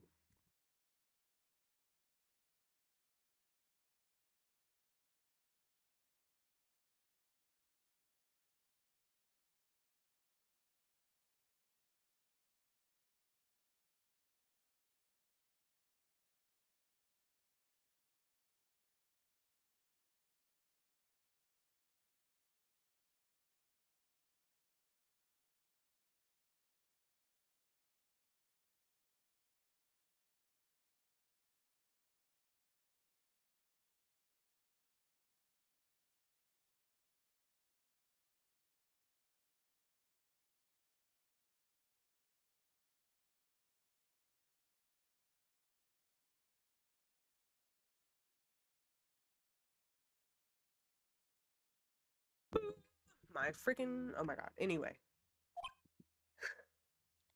Mr. White? You did it, didn't you? Mr. Your Honor? I, Miss Mia. Huh. Looks like we're about to get our verdict. That's far enough, Phoenix Wright. What? Ugh, I forgot about Edgeworth. Mr. White, I think the time has come. Shouldn't you confess your crimes now, What? You said you should confess your crime. Ergo, confess that you placed the wiretap. The wiretap? Order! Order! Mr. Edgeworth, explain to the court what you mean by this.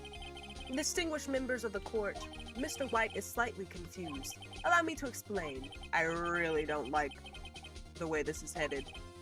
You know, Mr. White, as you know, Mr. White is the CEO of Blue Corp. He ordered his secretary, Miss April May, to tap the law offices of Miss Fay. What does that have to do, Your Honor? The question is, when was the wiretap placed in the office? No, you wouldn't. Mr. White, in order to place the wiretap, you entered Miss Fay's office. Am I correct? Correct. You are most correct, Miles. Give me a break. Yes, in order to place the wiretap, I breached the Fay and Co law offices. That is when I saw the accursed light stand. Now I'm confused. Please explain to the court what all this means, Mr. Edgeworth. Gladly, Your Honor. Mr. Phoenix Wright has made his position quite clear. He has determined that Mr. White knew the glass stand was in the office. He has shown that there was only one time Mr. White could have seen the stand, at the very moment of the murder. Thus, Mr. Wright would like you to believe that Mr. White was the murderer. I see.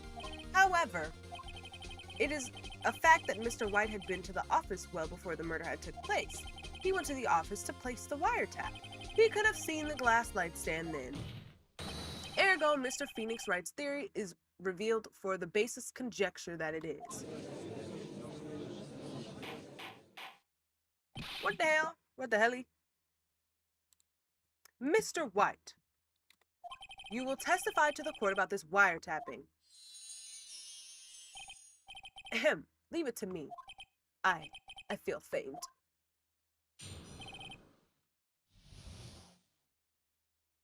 The wiretapping. It was the beginning of September, the week before the murder. I had entered the Fay & Co law offices. Of course, I had done so to place the wiretap. That is when I saw this glass light stand.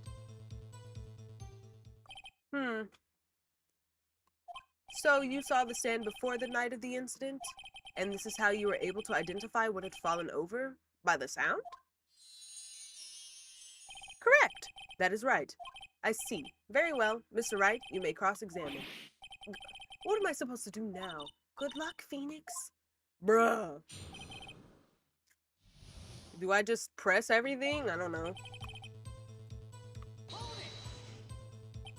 Do you have proof?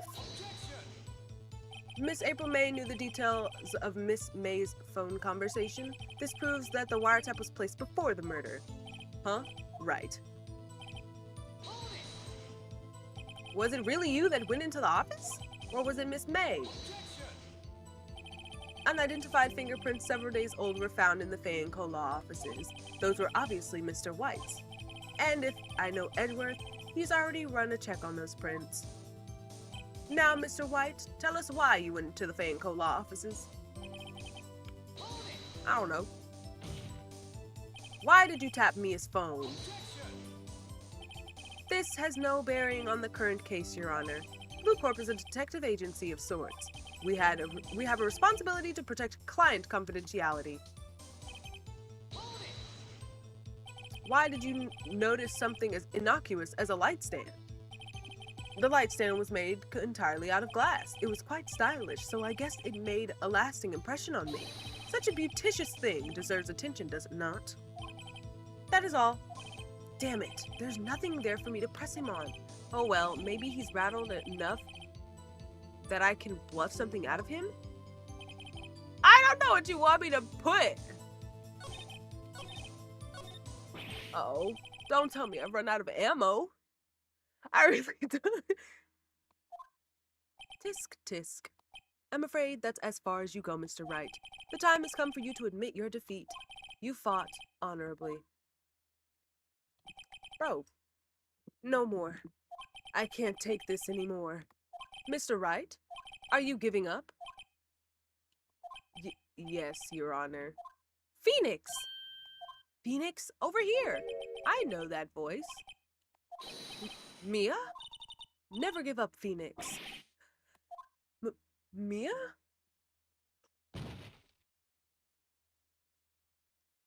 Did I pass out? Where am I? The waiting lobby? What happened? Oh, right. I lost the trial. I was hallucinating. Ah, you're finally awake. Not again. Hey, Phoenix? Gah? That's no way to greet an old friend. Phoenix, I want you to look at me.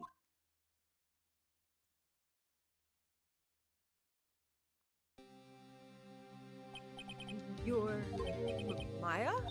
Didn't you know the Fae women have strong psychic powers? When you accepted your defeat in court, it appeared that was enough of a shock to awaken Maya's true powers. So, Maya is channeling you, Mia? That's right. I am Maya, but I'm also Mia. Now, I want you to listen to me, Phoenix. Maya never gave up. You can't either. That's what I came here to tell you. But we don't have much time, Phoenix. Now listen, you've already won. Huh? You have that receipt in the court record, right? Oh, yeah, the one you wrote Maya on. Phoenix, White wrote that, not me. So, what do I do with it? Look at the front of the receipt. The front? It's a regular receipt. Looks like it's from a famous department store. $1,000. Wow, big spender. Item, glass light stand? Date of purchase, September 4th? September 4th? That's right, Phoenix. I bought that stand the day before I was killed. Whoa. Now, what did Mr. White say in his testimony? It was the beginning of September, the week before the murder. He said he saw the stand the week before the murder. There you go. I think the court is about to reconvene. Go do it, Phoenix. You know you're innocent. Now you just have to prove it. Right. Receipt updated. Ow. September 9, 1:16 p.m. District Court, courtroom number 1. I'm still alive, guys. Court will now reconvene for the trial of Mr. Phoenix Wright. Is the defendant, rather, are you all right, Mr. Wright? Yes, sorry, Your Honor. I'm fine now. Then let's start where we left off. Your Honor, there is nothing to go back to. The cross-examination of Mr. White is finished. All that is required now is for you to pass judgment on the defendant, Phoenix Wright. Your Honor, please give me one more chance. I promise you, this is the last time I'll ask you. But as Mr. Edgeworth has noted, the trial is more or less finished. Mr. Edgeworth, do you have an opinion on this matter? I say, let us give Mr. Phoenix Wright his last chance. Very well. You may begin your cross-examination. I got it.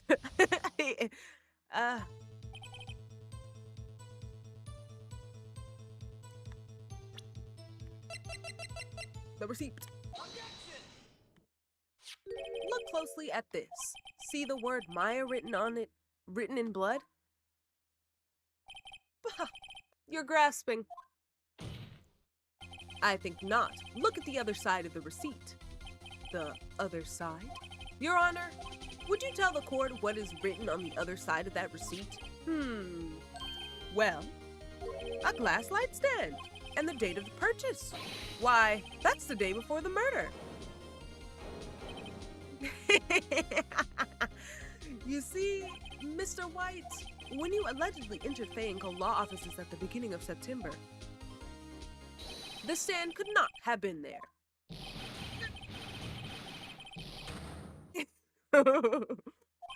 Well, Mr. White, can't get out of this one, can you?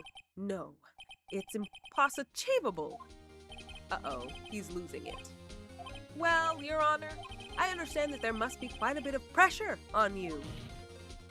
But I think you'll agree you can't judge me guilty under these circumstances. Very well.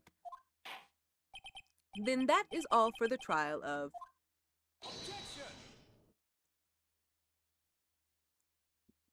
Not so fast, Phoenix Wright. What? No way he can worm his way out of this one. Oh wait, I forgot, it's Edgeworth. There's a certain thread of logic to the defendant's claims. However, there is no concrete proof that Phoenix Wright is innocent. Ergo, I would like to request one more day before Phoenix Wright is granted his freedom. I need to make one more inquiry into this matter. Another inquiry? This isn't going to be another one of those updated autopsy reports. This guy's just making up evidence as he pleases. This is bad. No, but do we object? I don't know.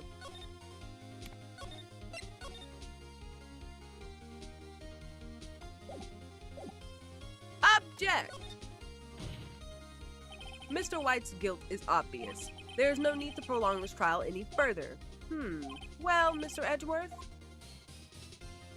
If anyone is going to call Mr. White to trial, it would be me, the prosecution. I need a day to ascertain whether these new claims have any basis in factual evidence. I see. Objection denied. What? The completion of the trial of Mr. Phoenix Wright will be proposed. I'm not doing this anymore. Hold on. Hold. Let me load. Yeah, let me see some. Let's see some. No, but let's wait and see what happens. I don't know where he's going with this. I'd better hold back for now. Bruh. As there is no objection from the defense, I grant Mr. Edgeworth his extra day. Uh-oh. It's not like it would have done anything. This is the conclusion.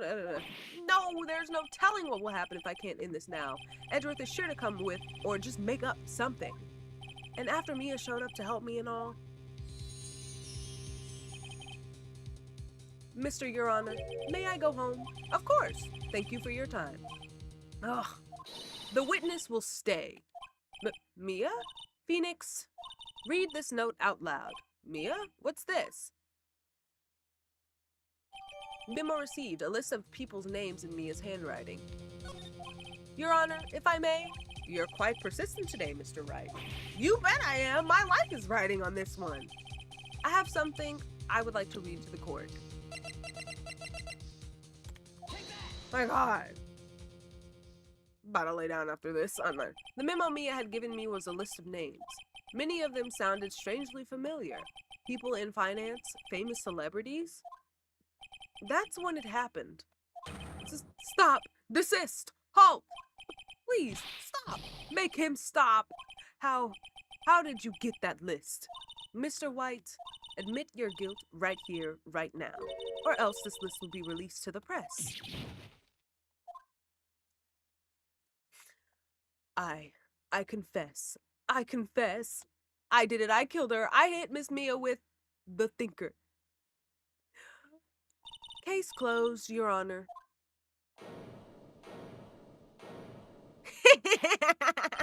Well, I see no reason to continue this trial. Mr. Wright? Yes, Your Honor? You've done it again. That was quite a spirited defense. Yes, Your Honor.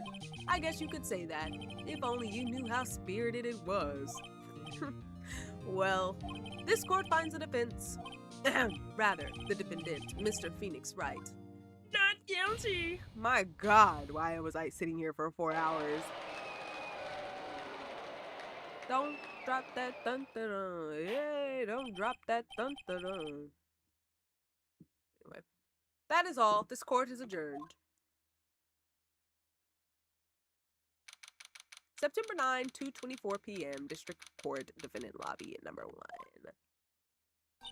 Well, I never thought I'd be saying this again, but congratulations. You're lucky I was born a Fae. I'm lucky I had both you and Maya on my side. I'm glad you made it. Thank you, Phoenix.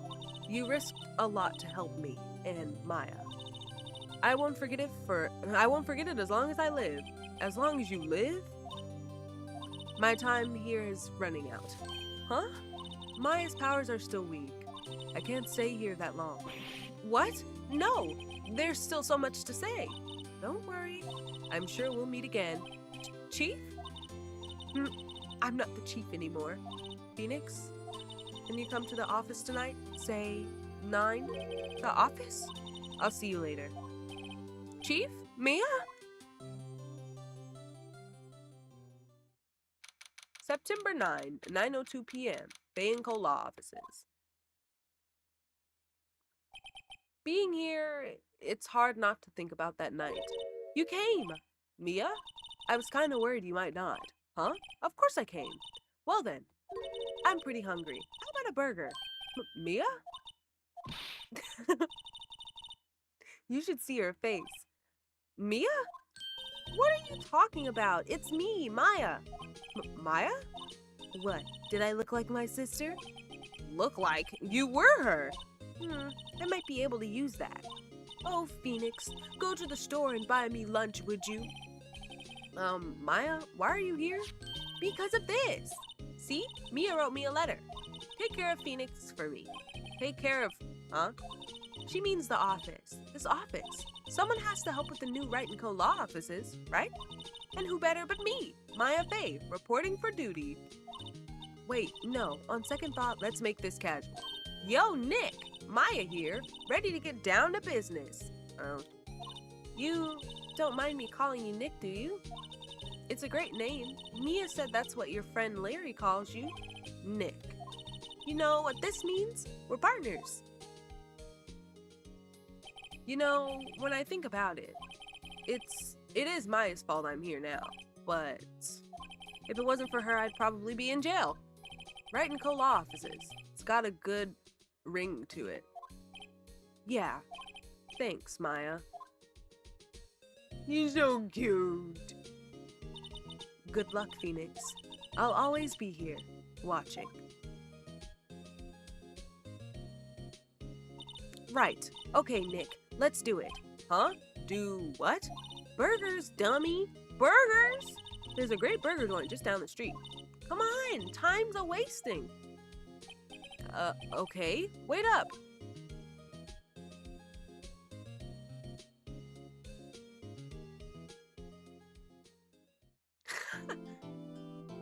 I fucking did it. Okay, I'm done.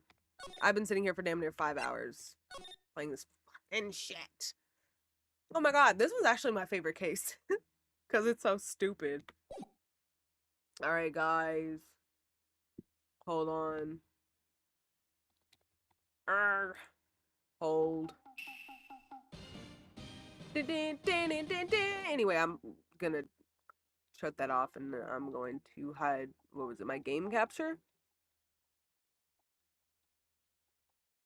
What in the world is being captured? Okay, guys. I'm going to bed at 9 in the morning. I'm tired and I want to sleep. So, I'll probably be back later today to do either Stardew Valley or maybe something else. I don't know. I'll see at a later date.